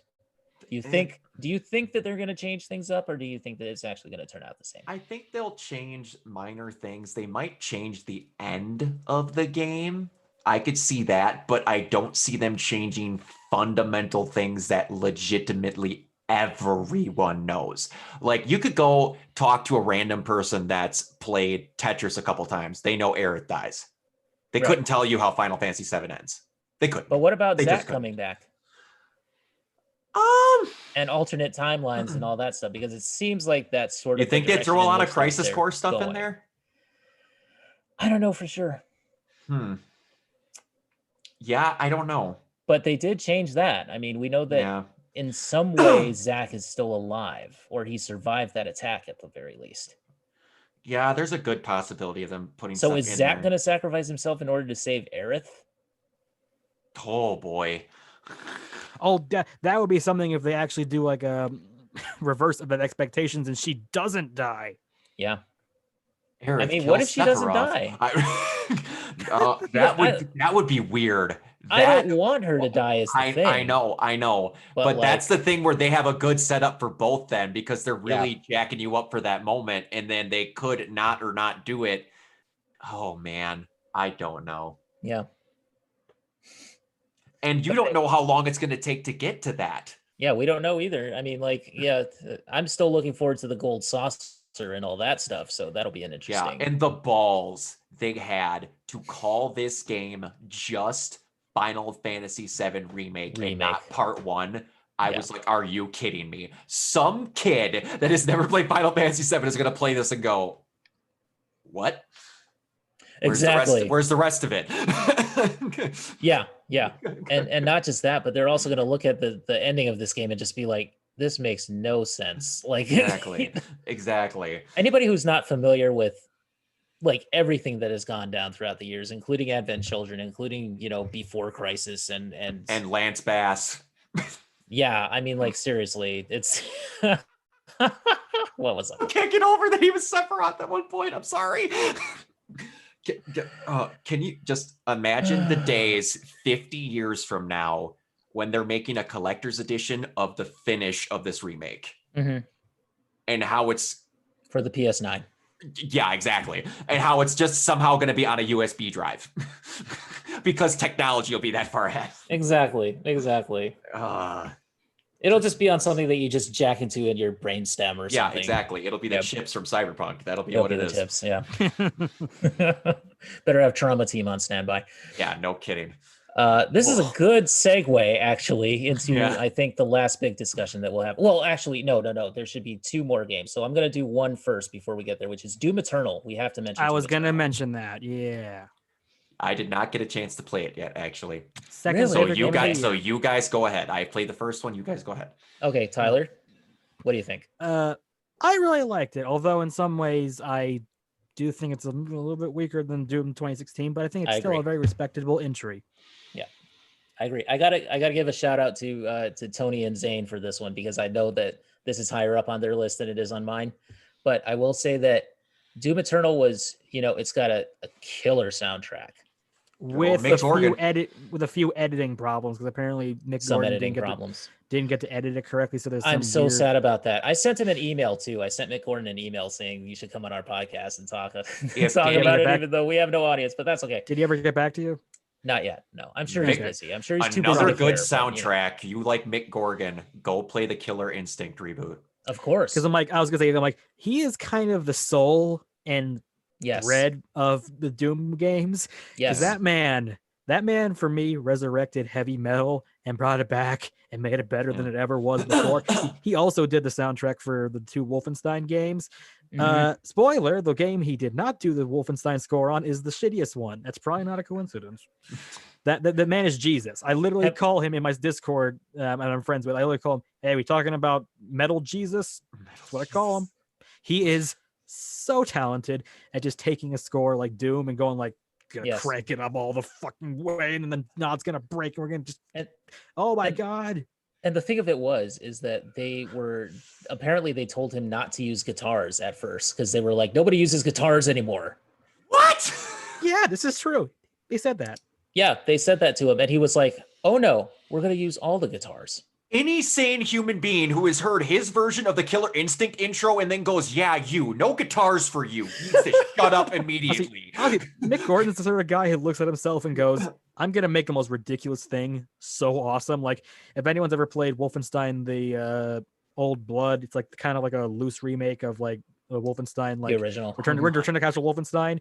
The ending song is the Leonard Cohen song "The Partisan," which is a little fun little folky song, but he turns the metal, and it's like he's just, oh my god, he turned a Leonard Cohen song into a badass rock anthem. He can do anything. I know. He did a couple songs for the Lawbreakers soundtrack. You remember that game, Lawbreakers, that came out for like 2 seconds? Yeah, exactly. I only remember because he did it. Yes, he did the soundtrack. He did the song for a character called Faust, and let me tell you, I heard that for the first time just recently, like a few weeks ago, like right when Cyberpunk launched, and I just was like, this is definitely a Mick Gordon track. Oh god. Amazing. It's like literally, I remember doing like a history exam set to like ultra violence from Doom 2016. I'm like, yeah, I'm gonna get through this history exam. This man he's God. And the fact that the soundtrack is still amazing, despite the fact he didn't get to edit it properly, speaks volume to his talent. I know. But have you guys listened to it on YouTube where people actually edited it and actually like they mixed it, they remixed it? I did. I'm pretty sure I even saw him comment on one of those. And yes. It sounds amazing if they actually mixed it right and didn't just like butcher his work, frankly. Oh yeah. Weird thing is, Which some I of his know, best- I know they had a perspective on that, which is fine. But I mean, like Bethesda was kind of starting to treat him even worse and worse with each game. Like yeah, the soundtrack for Wolfenstein New Colossus, the official soundtrack, it's Mhm. missing 3 of his best tracks, which is the courthouse shootout and the Panzerhund Ridiculous. ride. And I'm like, what? Why isn't that in the soundtrack? And then they took his work and didn't edit it properly. It's a Yep. shame that he's never going to work with Bethesda again, but I understand why. That's Yeah. the problem with Bethesda, though. Games that are made by actual Bethesda is that, but almost every studio they have underneath Bethesda makes better games than actual Bethesda. Exactly. Mhm. Machine Games is under Bethesda. They Yeah. weren't the ones that said said you're done. This was Bethesda above. They just came in and said this is Yeah. done. Yeah, it sucks. Todd Howard, if you're listening, fuck you. If you mess with Mick Gordon, I have no Todd nice words to say Howard to you. is the Ernest Klein of our video game side Hey, of the website here. Todd Howard somehow convinced another person to buy Skyrim, but this time for over $1 billion. So that man can do quite a lot. I'm legitimately waiting for Skyrim next gen version for Xbox Series X. It's coming. I know it. Do you guys remember when they were announcing, like when they were in the middle of promoting Rage 2 at E3 and they had Andrew WK do that concert thing? Yeah. I remember that. And I was like, dude, that is the funniest thing I've ever seen because the reaction shots of the crowd are just amazing. You know, it was also cool the time Mick Gordon opened the 2016 Game of the Year awards in person with a freaking band. Yes. That's the best way they do it. It worked for that. It worked for freaking Casey. Well, no, not Casey Williams. That's from Ruby. I can't think of their name. The people that did the soundtrack behind Devil May Cry 5. I can't think of their names. It's Casey something. I'm forgetting it, but they played Devil Trigger live at the Game Awards, and it was off the charts. Oh yeah, the full band. It was great. It's That's Casey right. something. Casey Edwards. Casey Edwards. Thank you. Yes, Yeah. you're But awesome. yeah, Yeah. future game developers, if you're remaking a famous soundtrack, get Mick Gordon. He'll make it better. You think the Doom Exactly. soundtrack's already awesome? He'll make it better. You thought Mhm. the Killer Instinct was awesome? He'll make it better. All right. But anyway, the game overall, game's good. Bit more Yeah, plot I- than it was the last time, which I know was a problem with some people. Didn't bother me a ton, but I understand I was that like, was a problem. I don't know that I wanted that much plot out of a Doom game because let me tell you, so Doom is an interesting, Doom Eternal was an interesting playthrough for me because at the time, what had happened was that right when that game came out, my mom, something happened with her, and so she had to go to the hospital. And I was like, and so I'm thinking I'm gonna play Doom Eternal, and it's gonna be like Doom 2016, and that you just go through it and you just like shoot monsters. It's gonna be fun. Yep. It's gonna be like, this is just detox time, basically. Exactly. Mhm. And then you put that in and it's like, oh no, it's not. There's platforming now. And there's like all this crazy shit that you have to do to beat the monsters in this game. And they tell you how to do it, but it's still like ridiculous, Mhm. I don't know. I just, and then you run into that stupid guy. What's his name? I know who you mean. I don't remember his name because I forgot Yeah. it. 'Cause I hate Yeah, him so I much. haven't played it in a while. But anyway, so you run into that stupid guy and it's just like, it's Doom 2016 for me was like a kick back and relax kind of game. I mean, other than, it's got the heart pumping soundtrack and the combat and whatnot, but it's just Doom like, 2016 was like a weird mix of old and new because Yeah. gameplay and story wise, it could have been from 1998. exactly. But violent wise and like soundtrack wise, it's something from 2016. But Totally it was worked. it was like you didn't really have to think too hard about it. No. You just played it and it the was best fun. the best and it was summary of the great. plot of Doom 2016 is that scene where he just comes over and kicks the TV and says like, Exactly. Yeah. He's Done. like, I don't care about plot. And you know what? For most people that were playing Doom, they didn't care about the plot either. exactly. And then in Doom Eternal, it's like, here's the plot. I almost wonder if they were influenced by how Machine Games did Wolfenstein, because Wolfenstein didn't have a plot in the back in the day either, but then Wolfenstein New Order is very plot focused, but it works. But I think it okay, works as well here though. yeah, the first thing that strikes me in this game is that, like, wait a minute, you're telling me that the Doomslayer has a flying castle in space now? Oh, gee. And they It's one of don't those games. explain where that comes from. They Oh, don't poor- explain it. I'm just like, how? That is some Saturday morning cartoon horseshit right there. It really is. I was just yeah, that was the first thing where it was kind of like, you're taking me out of this already, and it hasn't even started. Yeah. So that's the reason why like the story stuff didn't really work for me all that much. And then we get into the con maker and all this stuff. And now the demons are from an actual planet, so they have character. And I'm just like, I just want to kill demons. I don't care about like what their plight was as a species. I don't care about the con maker going there and making like weird deals with their leaders. That's weird. What the I hell is know, going it's- on here with this game? Because So- we want moral ambiguity in our demons. Yeah, exactly. So like the lore in the game is super weird to me. And then you run across this guy called the Betrayer, and he was apparently like somebody that worked with the Doomslayer, or that they knew, or they were in the same army at some point. Maybe not together, but at some point they worked for like these night guys or something. I don't even know. It confused the hell out of me. And I was just like, I don't want to play this game with all this frustrating platforming stuff in it, first person platforming, because that always works. Is everybody else in the video game named that on point? Because I've heard the con man, the betrayer. Yeah, I mean, there's the Betrayer, the con maker, who's like Con maker. God apparently, and or like an angel or something. I don't know. And then at some point, your AI from the first game actually sits there and he's like, "Am I the father?" So I guess he's like God or something. I don't know. I remember the scene. It's so confusing. It's so confusing. It's some Destiny 2 shit. Hmm. It really is. Like OG Destiny 2, you know, not since they restarted the thing, and Cade 6 doesn't even appear anymore. Yeah. It's like Dinklebot came Yeah. back. That's why Yeah. Destiny But 2 is not on this list. Yeah. We're not talking about that. But all that said, and I agree, the gameplay is still pretty solid, and the soundtrack kind of makes up for a lot of the problems. Yes, the soundtrack works, and of course the combat works. So It also led to one of the weirdest gaming week launches of all time, because this was early on when the COVID struck, so we were all in quarantine. yeah, Same day release as Animal Crossing. Animal Crossing. So everybody memed that Those together. commercials or those ads where them like skipping together were right. I Those know. were the And Animal Crossing won, because Animal Crossing sold so much better than this game, and everyone's still talking about Animal Crossing. I feel Doom Eternal's kind of been forgotten at this point. Well, Animal not Crossing was biased. about connecting people who were stuck on islands. It was a little bit on point. I know. I True. bet you those developers were like, I can't believe the timing. Yeah. Exactly.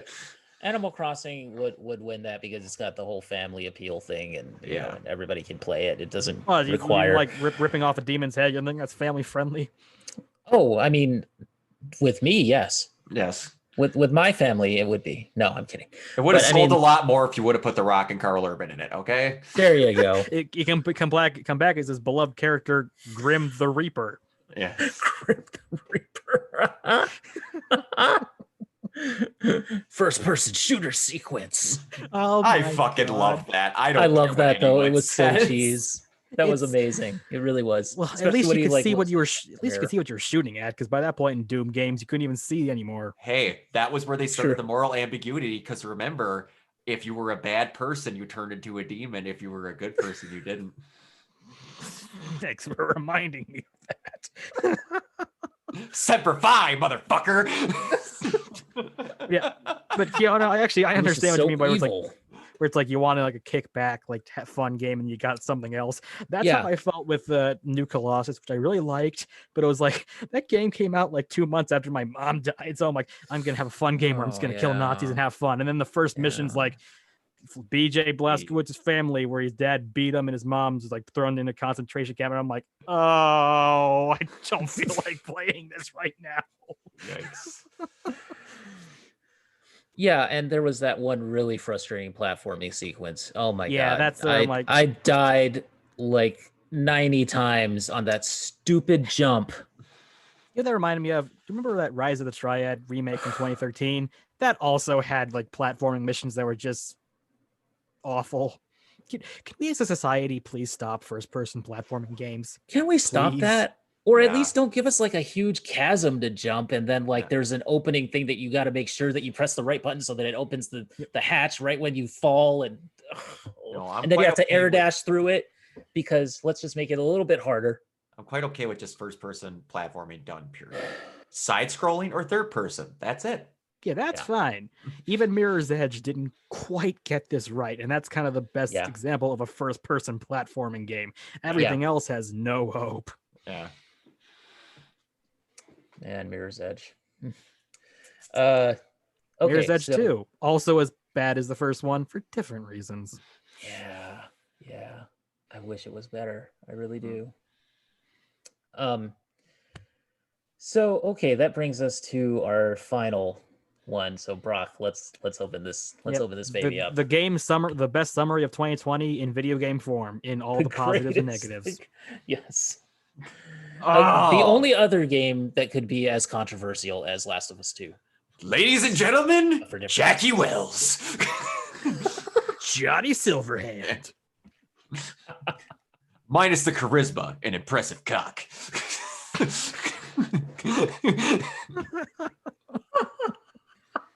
It's one of my favorite lines in the whole fucking video game. I love it. Oh, Wow, man. man, that game it turned into the sacrificial lamb that will get a Mhm. lot of other games not put out in bad condition, and it does not deserve it, in my humble opinion. Yeah. I will repeat, I had to hard reset my PS5 like 7 times playing Spider-Man PS5. And that was not because the game wouldn't crash, because the game wouldn't let itself crash and it wouldn't let you go through it. It was worse.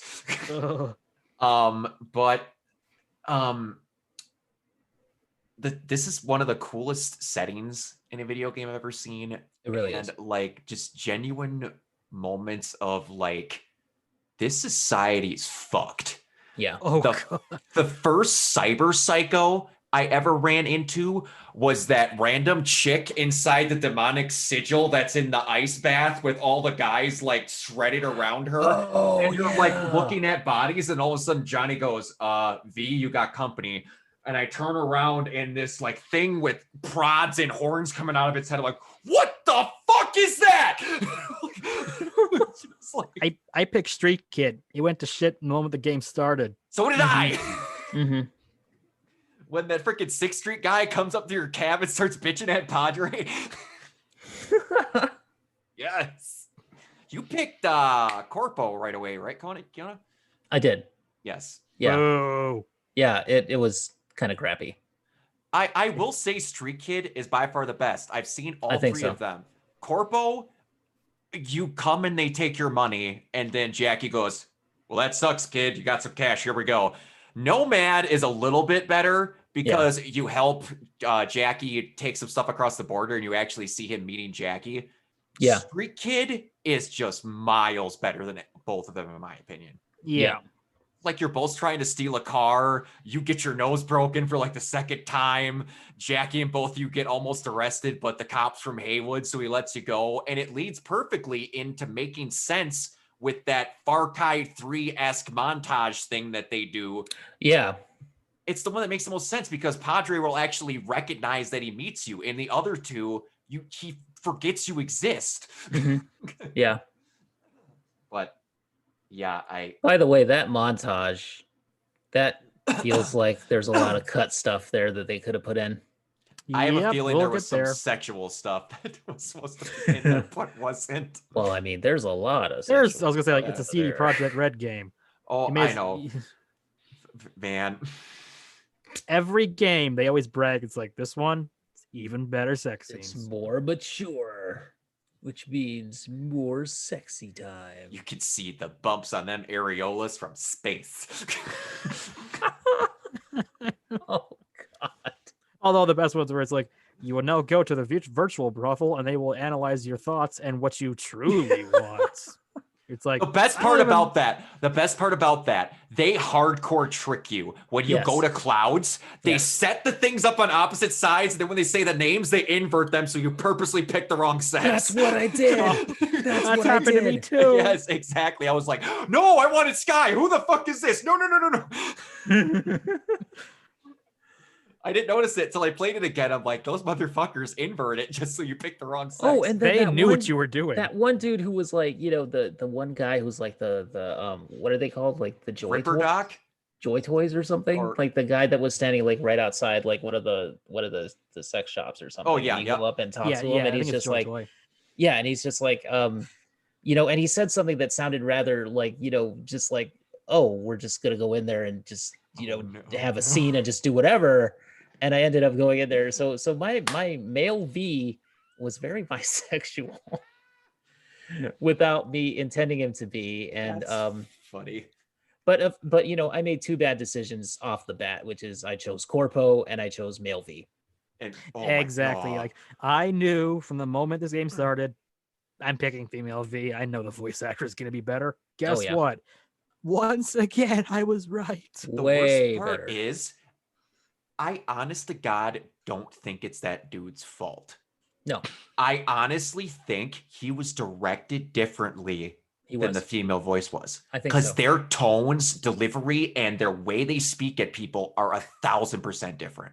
Yeah, this one, it's like I always thought like Commander Shepard's were a little bit different. Oh my God, this is like they're the same actor in comparison. Speaking of Commander Shepard, I said this to Kiona. Tyler, do you feel that female V was trying her best to be one voice tomo register short of a perfect Commander Shepard female voice impersonation? Yes. Okay, all Because right. I thought that too. I thought that too. I'm like, I heard that voice. I'm like, is this Jen Hale? It sounds almost like Jen Hale, but it's not. Oh, it was. How do you say her name, Kiona? I know you know how to say it. Jeremy Lee. Thank you. I screw it up every time. Thank you. Yeah, Jeremy Lee.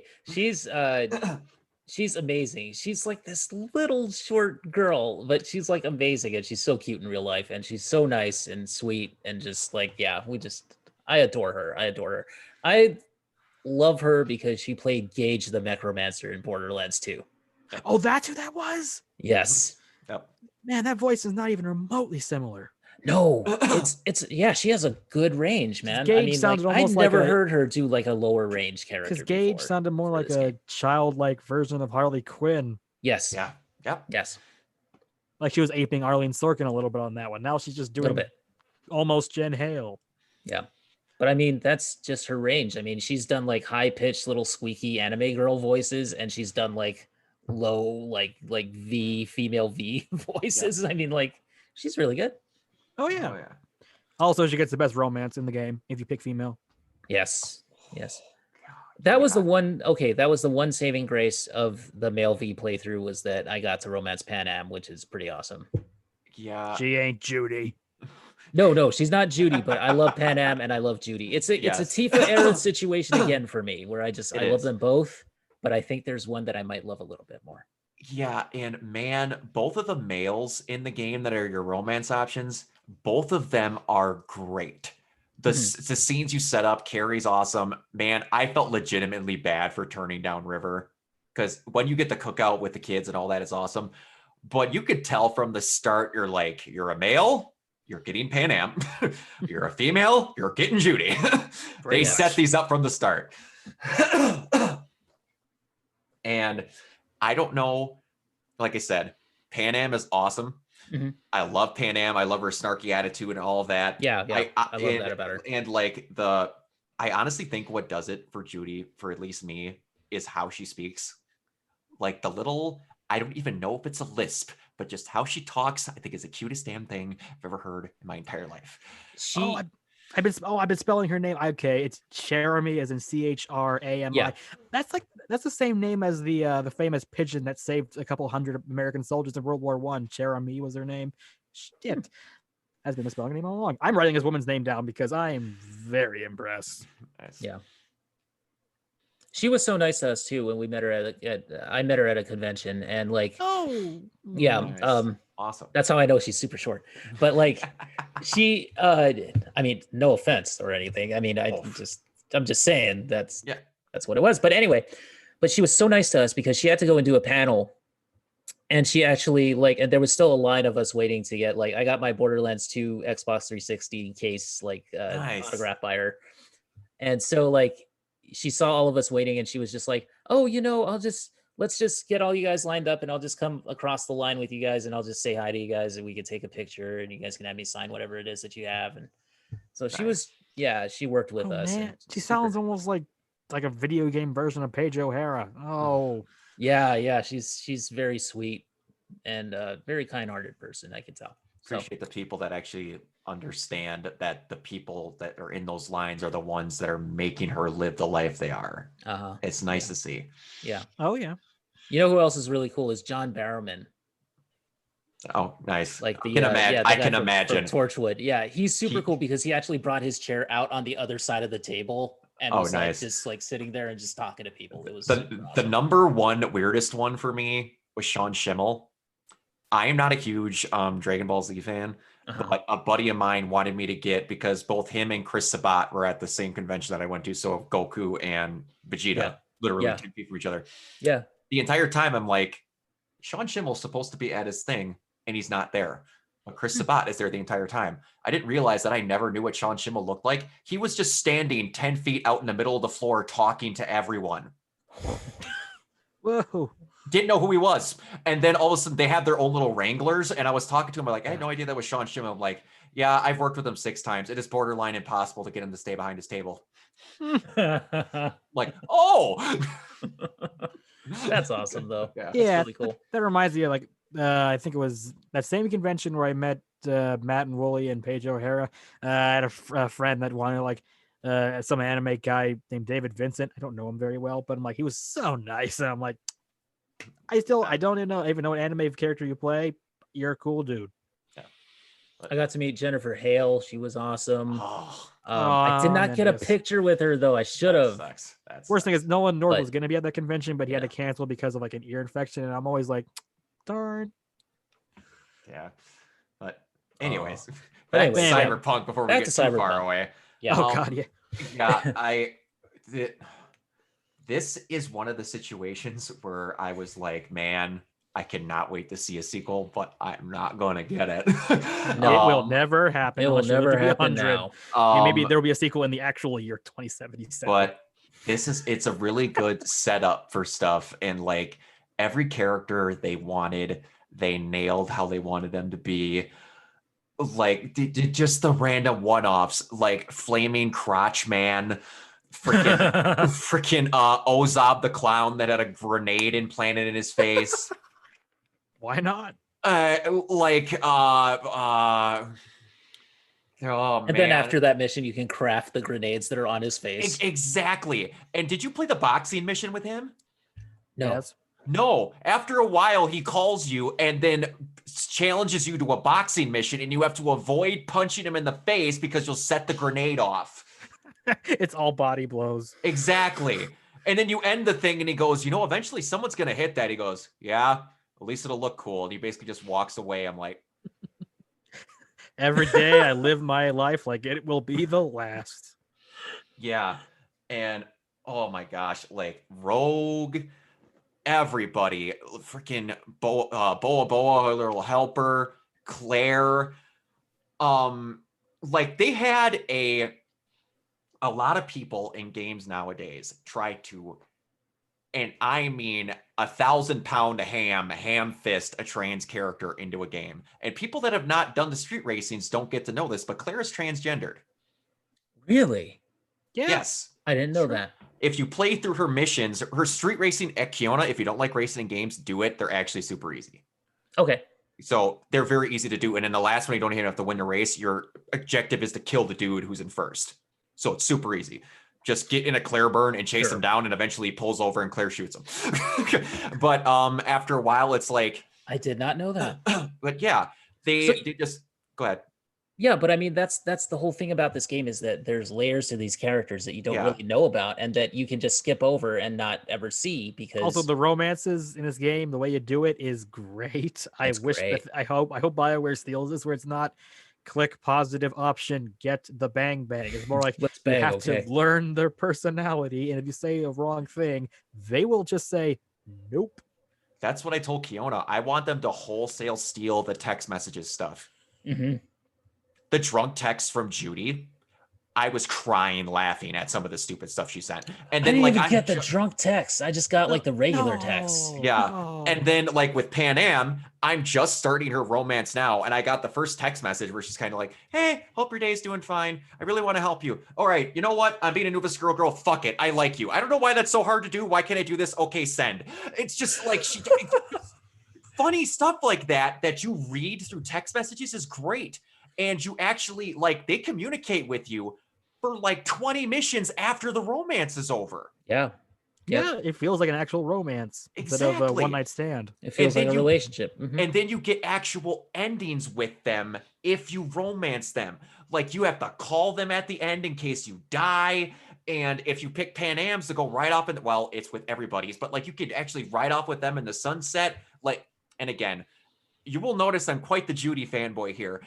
But Judy, if you pick the Nomad one, her voicemail she leaves you is like, hey, probably sounds kind of stupid that your output is sending you a message while you're in the other room making me breakfast, but I'm really not good at this romance stuff, so I figured I'd send you a message so I don't have to say it to you directly and I can look cute later. And then your voice from off camera goes, hey, honey, what were you thinking for breakfast? You go, speaking of that, see you later, love you. And the message ends. I'm just like, That's perfect. do this in more games. Like, this feels like actual relationships you would have. But so that's interesting because like, yeah, does Judy get her own ending kind of like Pan Am does if you romance Pan Am as male V? So if you're female V and you romance Judy, does she get like a separate ending or is she just a part of in Nomad, or which one are you thinking about? Which one of the endings? I guess like because all right, I've done every ending include Fear of the Reaper. Okay. If you do, and I've looked up everything. I went nuts over this game after I beat it. I got really into it. You should try to do the thing where they like follow you. Oh, I'm going the to. missions and stuff. I'm trying it on I hope this they don't one. patch that out. Oh my god, I hope they don't patch that. Because I got too far in the game to do it the last time you told me. Okay. But in the Superstar ending, it's always persons. You go shower, you do whatever. Hey, yeah. I'm sorry, you're gonna die. Off to space you go. And then it's the same thing. And then there's the suicide ending, which they somehow make really happy for you and Johnny, and then is the just worse for everyone else. Judy's voicemail in that is the saddest thing I've ever seen. She is just curled up in a ball and her entire face is blacked out with mascara from crying. I couldn't do it. It's terrible. Oh my god. It's terrible. I had to see every ending. But you and Johnny just sit on a building and he goes, you know what? If I guess we got to end it, we got to end it. We've been through a lot of shit, you know that. So if it's you and me, it's up to you, bud. And then they just eventually pan out and you see a view of Night City. And in the distance, you hear a gunshot and that's it. It's actually really well done. Ooh. But then in the Arasaka one, you get a voicemail depending on whichever one you do. And if you do the Nomad ending, like you talk with Pan Am and Mitch about like going across the border, and then you get the regular thing, and then all of a sudden Pan Am goes, oh, and by the way, your guest is here and is waiting for you, so you better get to her. And then you walk over, and whoever your romance option is over there if it's not Pan Am. And then you have a cool thing with Judy. She's like, you know, I never thought I'd want to leave Night City, but I'm really happy that I'm getting to do this. And she talks about how she's getting a fresh start. Don't know what River and Carrie would do, but that's what she does. So I think no matter what you do with the Nomad ending, your romance option just follows you out of town. It's kind of the happy ending. It's the happiest ending that the game has. Yeah, that's what all of them said. And Don't Fear the Reaper, which is great. You get hammered into the two other endings. You just get them slightly differently. Don't Fear the Reaper, for people that haven't done it, you basically don't, I've heard you don't even have to have the 70% with Johnny. You have to sit and stare at him for 5 minutes and just wait. And eventually you'll go, it is kind of hard choosing what one of your friends might die, huh? You know what? Fuck it. Let's just you and me do this. No pills, Arasaka. Let's take care of it. And then you go into the building and Johnny is basically just serpicoing in the distance, talking with you while in just going through everything. You go plug in alt by yourself, and then you get to the end, and like if you pick the Superstar ending, Rogue is there at the end, and she's like, oh kid, all this is yours. I'm gonna go live the rest of my life. You're the new Legend of Night City. And she walks out. And then like you don't put in Rogue's gun and you like do it a little bit separately in Johnny's. Like they have little itty bitty different things, but it's basically the same ending. They just act as if no one died. So it's slightly different. But yeah. Did you get the one up in the space station? Yes. Where like it gets really creepy? Yeah, where the demon comes out of the Rubik's Cube. Yes. And your character says they can hear purple. Yes. Yeah, that's And they're messed like the up. synesthesia will wear off or something. And then like you go out into the hallway and you see like Jackie sitting there and Yep. everything is black except Jackie's all like in red light. Yep. And And then then after a and while, you you grab start him and he repeating them. turns around and he's like the jab or something and it's Yeah. that Then you freaks me out. start getting pissy with your caretaker about like where do we need to go, and you start chuck the fucking Rubik's Cube across the thing and it start Yes. trashing your room and shit. Like Yes. Oh man, that ending Oh, yeah. just freaked me the fuck I out. agree with everything you're saying. All this is just great. I It love all is. of this. I mean, that's the Yeah. thing. The thing about it is there's a great game underneath all the crap. Yeah, but then the problem is this is the first level of stuff after you Yeah. dig past the surface, which is the bugs. yeah. I mean, Yeah. I knew I was in for a fun time because when I was making my character, the frickin' boobs were popping out of the clothing. Couldn't fix that. I'm like, Yeah, that was no. what okay, here we go. Just for that, what was the weirdest or funniest bug you got? Oh God, you Oh my first. I gotta God. think about mine for a moment. One of the ones that I got consistently, because I did the mission over a couple of times because I always forgot Arasaka's sword up on the roof. When you're going through the elevator with Jackie and that one big heavy gunner comes through the elevator, And he glitches out. he never got through the elevator. He would just like Sonic the Hedgehog off the corners of the freaking thing, and then I would just have to shoot and wait and hope his model would hit the bullet, and then I would have to keep going. So wait though, where do you go to get to the rooftop in that mission? Because I never found it. When you get out of that pillar, Uh-huh. and then T-Bug opens the door, and then T-Bug dies. Oh, remind me, we have to get back to that. And then yeah. she's like, "All right, go out the window. Stop. Go back in. There's the steps that Arasaka walked down. You walk up top." And his AV is up there with a briefcase and his sword. You have to kill 2 guards. You take the sword and you walk out. Oh damn, I missed that. It's completely. stupid Okay. easy to miss. Stupid Okay. easy to miss. What was your bug, Kiona? Because I think I remember what mine was. I don't know. Maybe I should just go with the more innocuous one and just say like it was. I never had like super bad bugs other than the crashes. Yeah. So my favorite one is when you would call the car and it would just like crash into like something randomly. Or the cars that you would see shooting off into the air in the distance. Yes.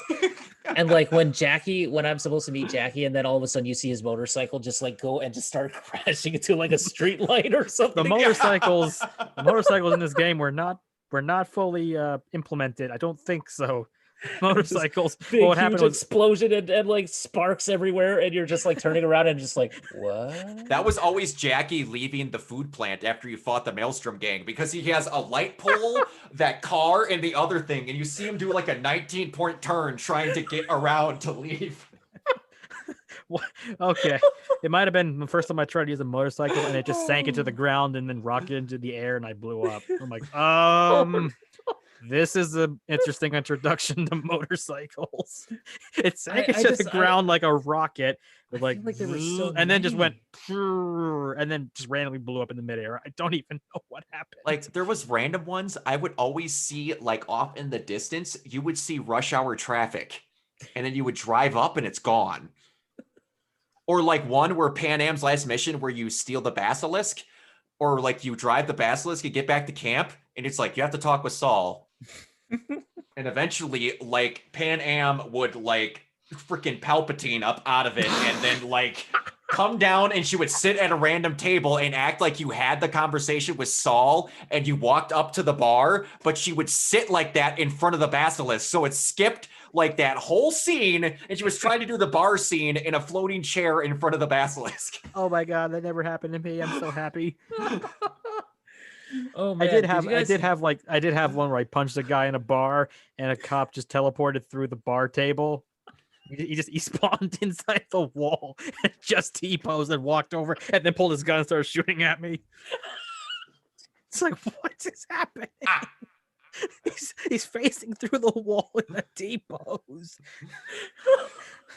These guys are all these bugs are almost like the bugs in Mass Effect Andromeda, where like the characters like the neck would just go like this, and then you'd see them. No, This is like Skyrim with like the reverse dragon flying and like the giants hitting you into the sky. This is the fun stuff. Oh, Yeah. man. Or like just some of the or one I would get a lot is where like, you know how they have the little description cards for the guns or whatever you would pick up? Mm-hmm. You would pick And it it would up stay and it would there. stay there. Oh, I Got hate that that. a lot. But you could start it and redo it and it would be fine. But there was just like random people where like one of the consistent ones I got where the Delamain cab drives you into a trap. Like I would kill everybody and I'd be like, you have one more NPC left. And I'm like, where is it? And then I would look, and in the middle of the intersection, there was always a two-door sedan, and the guy was driving the car, but the top of the car was right here, and he's just stuck, and he's got the gun in his left hand, and it's just firing straight forward. So you would just have to shoot the guy in the cab, and then he would like T-pose for 2 seconds, get into the seat of the car, and then fall out the door.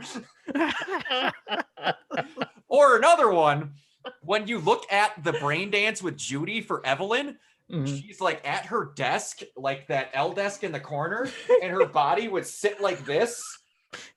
And then she would go in the chair for one line and then get back up again.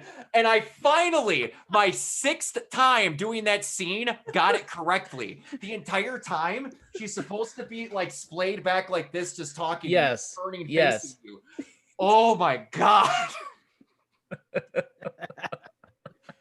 It's like, how does that even happen? Or in the Street Kid intro, when you leave the bar to go meet Padre, there's 2 people talking, and all I have is thumbs and cell phones texting in midair. There's no people holding them. There was just texting cell phone thumbs.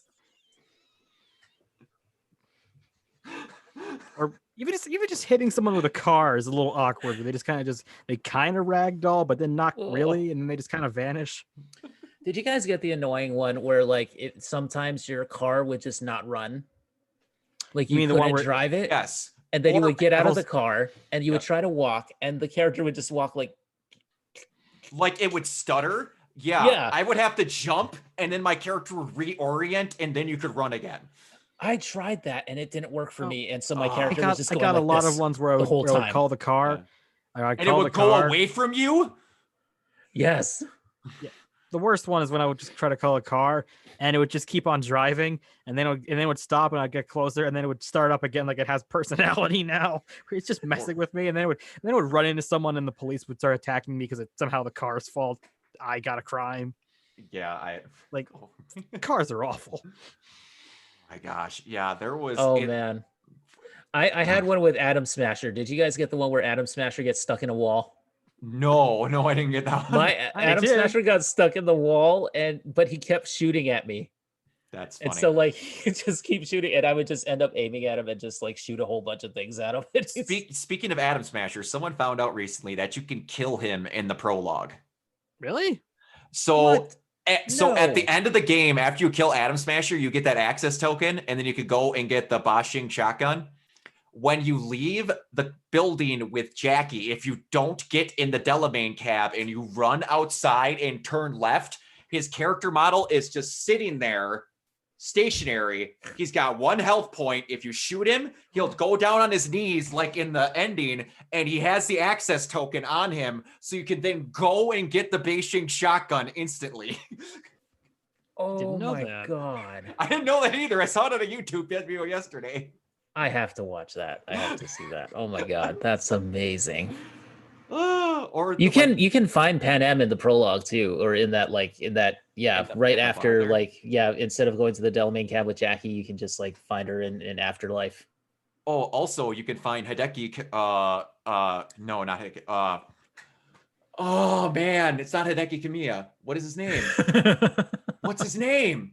It's beautiful, Joe. But No. Metal Gear. What's the guy's name? Is it Kamiya?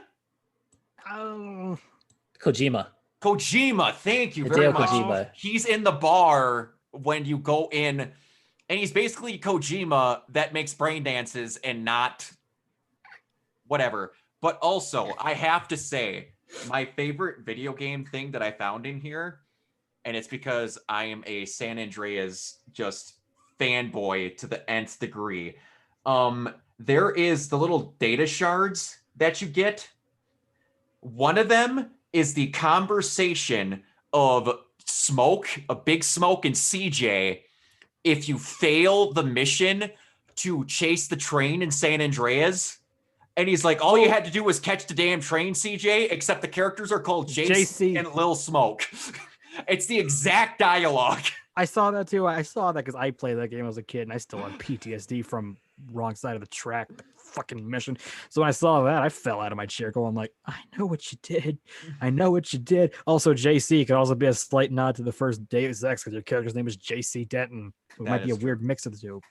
That is true. That was great. That was great. There's a lot of great little Easter eggs and references to popular culture that I'm appreciate. Yeah. It's not stupid stuff like how Skyrim just had, there's Pac-Man on the wall. It's like, no, it's kind of clever stuff. Yeah, like there's an Iron Man Easter egg. There's a Batman one too, where they call him Merkman, I believe. Merkman. Yeah, and like you find also like you kill a bunch of Maelstrom gangsters in a cave, and this guy describes the entire plot of Iron Man 1. Like there was a guy stuck in a cave, and he became a real man. And he was talking about, he's like, I've got this sheet metal. I'm gonna make a suit. I don't got any fucking bullets though. Otherwise.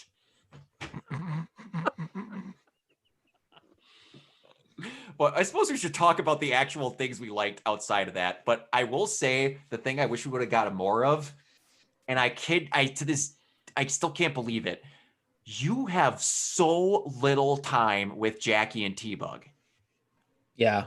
You should have had another good 5 hours with Jackie and T-Bug in that game. Yes. Because they're gone in the prologue, which you can finish in 3 hours if you just play that. Yeah. Yes. That feels like it was cut content. This was supposed to go on longer. And you see T-Bug once. You meet her once. I know. Like, Yeah,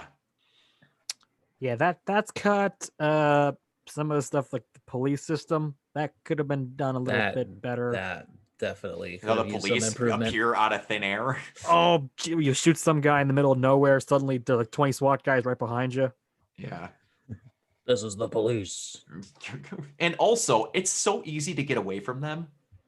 Just keep driving for a few seconds. Yeah, and it's gone in no time. And it's like, there's stuff like that they could do weird. And then, like you said, there's stuff they could do better, whatever. Yeah, like, they should have been like GTA cops where they just don't stop following you forever. Yeah, like there should have been a point where Max Tack is on you. Yeah, like Max Tack just makes one appearance in the whole game, and it's like, and then after that, it's like they're non-entities or something. Speaking of that, I didn't realize this until someone pointed it out to me.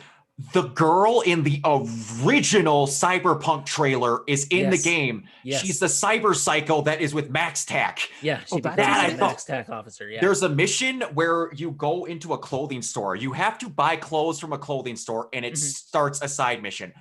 It blows my mind. I still have not played all the missions in this game because I keep finding random ones. But then you go in there, and then a random cyber psycho comes in there, and then the cyber psycho that had the mantis blades and the white dress is a Max Tech officer now, and she's just like shown in the trailer too that she becomes a Max Tech officer. Oh, I didn't know that. Yeah. I just remember her getting shot at and stuff. I'm like, that's really cool. Too, yeah. Okay. Also, I will have one controversial opinion about the game, which is, do you think Johnny Silverhand should have been played by someone else?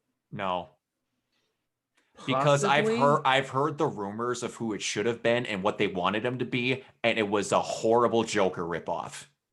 Oh, I can see that because, like, characterization wise, I think he's fine. It's just simply, I love Keanu, and sometimes I just can't see him as like this hardcore anarchist like rocker. I don't know. It's a very different role for him. Yeah. I mean, I've seen him do mean roles. Like he was in a really old movie by Sam Raimi called like The Gift from like 2000. Yeah, where he plays like a wife beater. It's like that. He was a pretty different role for that. He was fine, but I'm like, I don't know. He can play different roles than his usual nice guy persona. But this felt like it's sometimes a little bit of a stretch at times. Sometimes he works fine. The thing with it is though, is why, and I think why they had Keanu Reeves do it, is because he has a capability of when he wants to kind of act like a douchebag, but this also had to be a person that you could honestly believe you could start to get along with from being that douchebag to the point of where this guy wanted to kill you. And then eventually you get to be the level of friends and cool guy with him that you would be with Keanu Reeves. I think they had the end product and they're like, we want this guy to end up being like Keanu Reeves. Okay, I can believe that. I think that's what it did it. But like I had people going like, you wanted a real crazy anarchist, you should have had Nick Cage. I wouldn't have played the game. No, No, that would have been. this would be a very It different would have game been if it was Nick derivative. Cage. Anyway. No. And everyone's like, yeah, he should have been more like the Joker and crazy and stupid. And like, that would have been really cliched and dumb. It's overdone. Yeah.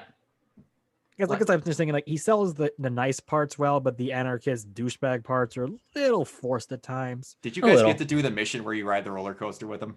Yes, of course I did. No. There's a roller coaster in Pacifica that all you have to do is go flip a breaker because these guys are idiots and they don't know how to run the roller coaster. And then you get to ride the roller coaster in Pacifica with Johnny. I missed and it's that. awesome. Oh. One of the best missions. Something for the PC playthrough. Yeah. And did you do the Bart Moss thing at the very end? I could never get it to the point where she called or to the point you where have to call her. Oh. That's the only thing. And then eventually that ends up being a freaking Big style, like the Tom Hanks movie Big, fortune teller at a Pacifica Park. And then Johnny fanboys over it and he's like, please, V, don't turn him off. Please let him keep spouting this garbage. He like almost begs you, and it's awesome. When you don't turn him off, he's just like, fuck yes. Oh man. I do love those moments where Johnny just freaks out about something. Those are always fun. Yeah, like the one of the coolest ones was the two politicians where they're being brainwashed from in their own house. That was great. I think I skipped over like a lot of missions though, to be honest, because I was just like, okay, I'm just gonna finish the game out because I wanted to just see what the endings were. Yeah, essentially. And then I just was like, I'm gonna save this for the female V playthrough anyway. Yeah. Good choice. I was getting sick choice of the male V guy because I was just like, I don't want to be mean to that voice actor, but I'm like, I think the voice direction, whoever was giving you to was just kind of sabotaging you because this is just not working. Especially when it's like when those moments come up where he's just supposed to be like, I'm sick and dying, and, and it's just like I just didn't buy it. Yeah, that's why I honestly think it's direction because he's borderline acting like a different situation's happening. Yeah. What's his name? Has he done anything else of note? I don't know who it is. I'm not sure. Yeah. Well, guys, I think we've been going on for over 3 hours now. Yeah, but basically, I liked the systems and everything in Cyberpunk. The one thing that I thought I didn't like at first was they throw everything, including the kitchen sink, at you within about 10 minutes for every system in the game. Mm-hmm. So that's a little overwhelming, and I thought I wasn't going to like the game. But within like an hour, you realize it's not that much. It's just really natural. I feel like there are things even in the menus that could use some work, like the crafting menu, for instance. Like we need to, that definitely needs to change a little bit. And maybe some of the front end, some of the UI could change a little bit, in my opinion. Yeah, it seems kind of weird that they have a start and an options menu when both of that stuff could just be in the same spot. You could just have an options thing like right there. Yeah. Yeah. And I think too, like for me, I don't like the aiming in the game. I still don't like it. The guy's name is Gavin Drea. Never done a video game role until this one. Has he done any other types of roles though? He has 20 other roles, but it's like I played one character on an episode of The Alienist. That was a soldier character in Valerian. It's one of those guys. Oh, so it's like weird. That's weird. Yeah, this is his first game role. I don't know why. Especially when they got someone like Jeremy Lee to do the other one, and then they just got a random. Like the best he did was apparently play Michael Collins on a miniseries called Rebellion. I think I saw that on Netflix once. It was so. Yeah. I don't like I will admit the aiming took me a little bit to get used to. And I think that is the shooting systems just need to be tightened up. I think so. I think that's what it is, because I think it was really frustrating for me to use a sniper rifle and not being able to hit anything. And part of that was my controller was like not acting correctly or something, or it just wasn't it wasn't calibrated right or something. So yeah, It was a very strange experience for me. But even on PC, like I noticed that I'm playing with an Xbox One controller, so I don't know if it's just like the analog sticks on the Xbox One controllers are a little bit more like I will skittery. notice I It's get a lot strange. more controllers that end up getting drift on Xbox controllers. Yeah, I don't know yeah. what it is, I but don't know what it is either. I got that problem too with the Xbox One. I had to get another controller about 6 months back because of it. It was starting to just Yeah, everywhere. Mhm. yeah. Weird. It's not Joy-Con level, but it's not fun. No, No. would you guys now, like we said, wait obviously till there's a stable thing. Once it Mhm. is a stable game that is just playable at its base level of what it is, would you suggest this to people? Because I would. Yes, I would. Because Yes. like I haven't talked about it enough, but Xbox One, it crashes, it crashes, it crashes. It's like unpatched Las New Vegas. It's every hour or so it's gonna crash. You gotta say frequently. This is not fun. Yeah. I pushed through all that because there's a lot of good stuff underneath all of it, but unpatched as it stands, wouldn't get it on Xbox. Next gen consoles, when it's patched, I would definitely recommend it. There you You go. know what I would say is to all of my fellow crazy tech heads that are watching CES and sitting there looking at gaming laptops and salivating at the prospect of buying one of them. If you guys are able to buy one of those like next gen gaming laptops or gaming desktops, PCs and stuff, and you're able to get like an NVIDIA, like a GeForce, like an RTX 3060 or 3070 or what have you, that can do ray tracing easily and get a good chipset with it. And let me tell you, get a good processor. I think it's worth it. There you go. Yeah. If you're able to get a system, especially a PC system that can run it really well, because then you don't have to wait to get like a PS5 or an Xbox Series X or something, you know. Yeah.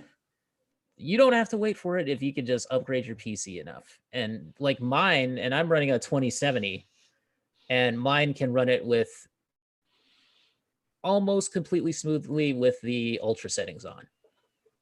Almost completely smoothly, but not quite. I notice it does kind of stutter a little bit in combat situations, but like, yeah, I mean, I've switched over from playing it on PS4 Pro to playing it on my PC because it's so much more visually spectacular, and it's just there's still bugs, there's still glitches, there's still the damn briefcase sitting there that cloned itself in the doorway that's floating on its own, even though I'm like sitting there with Jackie and we have the little spider bot thing running around. Yep. You know, so there's still that, but it looks a lot better. Like that And- briefcase looks damn good, let me tell Yeah. you, floating there. And No, everyone, kidding. for the love of God, if you get this game and you get it on a good thing that can run high settings, remember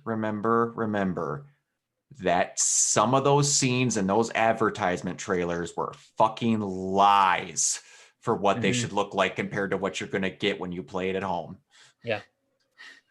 So It still looks really good. I still have moments yes. where I'm looking at the facial animation on the secondary characters and stuff, and I'm just amazed at like how they're reacting. Yeah. Because those characters react to what you say. Mhm. And that is something that you don't get much in games. So And there's little tiny things of what you said one last moment that Yeah. shockingly I'm realizing a lot of games don't do.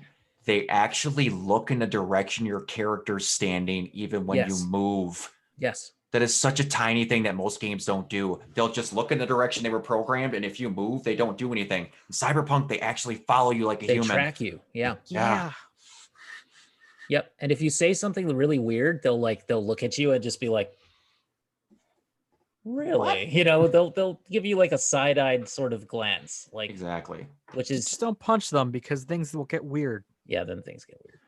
There's also, hey, if you don't mind playing a dialogue where you're a psychotic killer, you get extra dialogue if you randomly off mission people. I'm realizing that on the one I'm doing now. Oh, you can? I want to play through where I'm a murderer now. Well, like there's the one where you find the people that like scroll BDs of people doing like child sex trafficking stuff. You just go in there, you hold them at gunpoint, you take the information and you leave. If you randomly cap one of them, the other one jumps off his chair, goes next to the corpse and starts crying uncontrollably that you shot his dad. And he's like, please don't do this, whatever. And then you shoot him and you get a random gun you wouldn't get otherwise.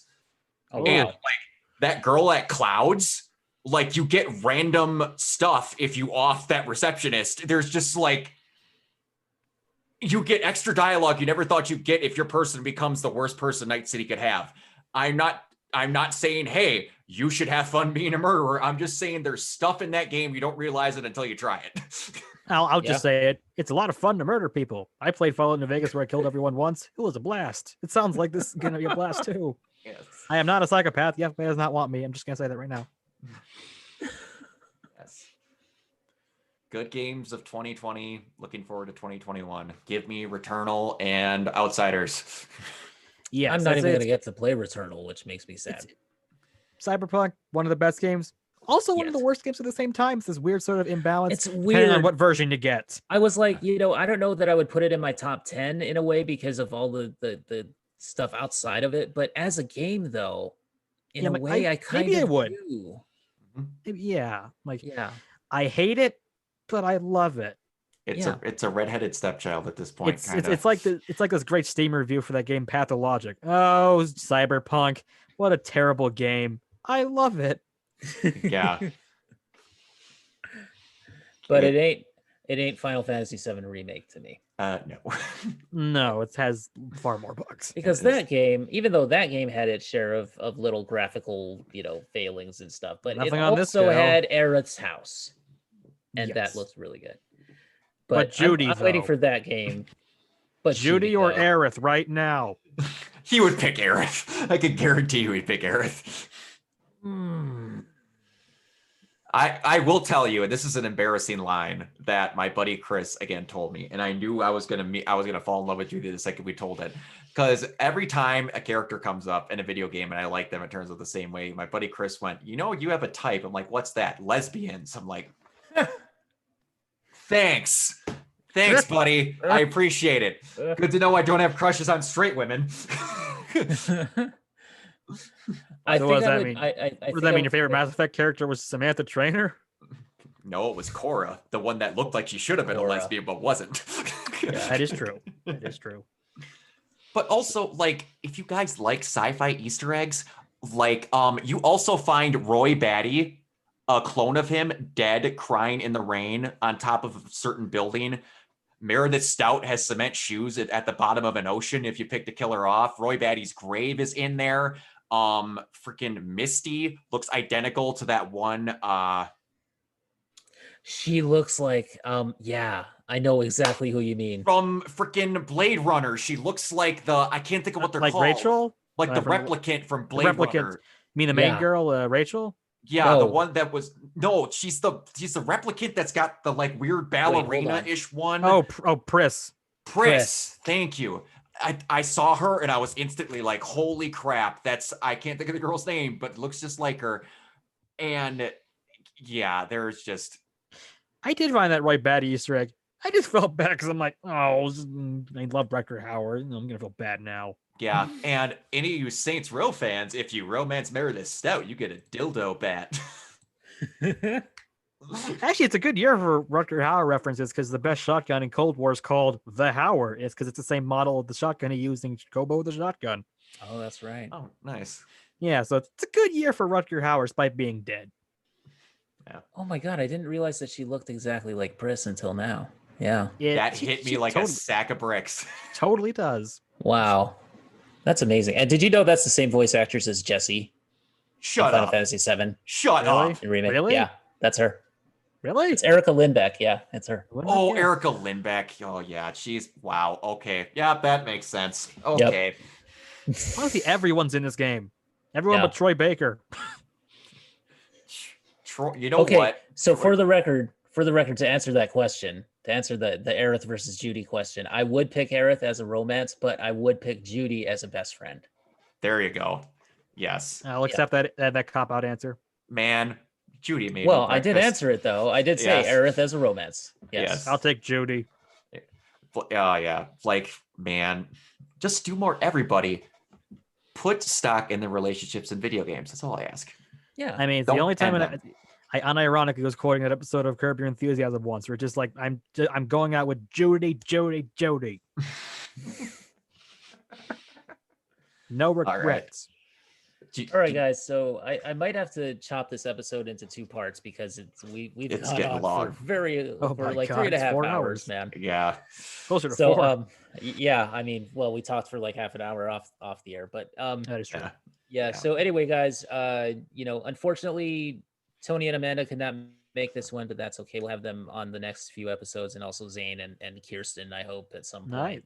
And Josh and Crystal will make their return eventually as well. Yeah. So I mean, this has been a great episode, man. It's been a lot of fun chatting with you guys about our favorite games of 2020, and this is going to be a weekly show from now on. So Yay. next week we're going to talk about looking ahead to 2021 and maybe talk a little bit more about our favorite soundtracks of 2020 because I got so many. yeah, I definitely want to mention some 'Cause songs. So I- that's our homework. I have an week. obsession with game There you go. soundtracks. Like I will Same. listen to most game soundtracks just when I'm just bored. Let's narrow it to 2020 though, and let's I see know, what but that's the still, games of that year. So but many games of 2020. we already kind of talked about a little bit of them, like Doom Eternal and Hades and stuff. So if I'm not on that one, I'm throwing Miles Morales into the ring.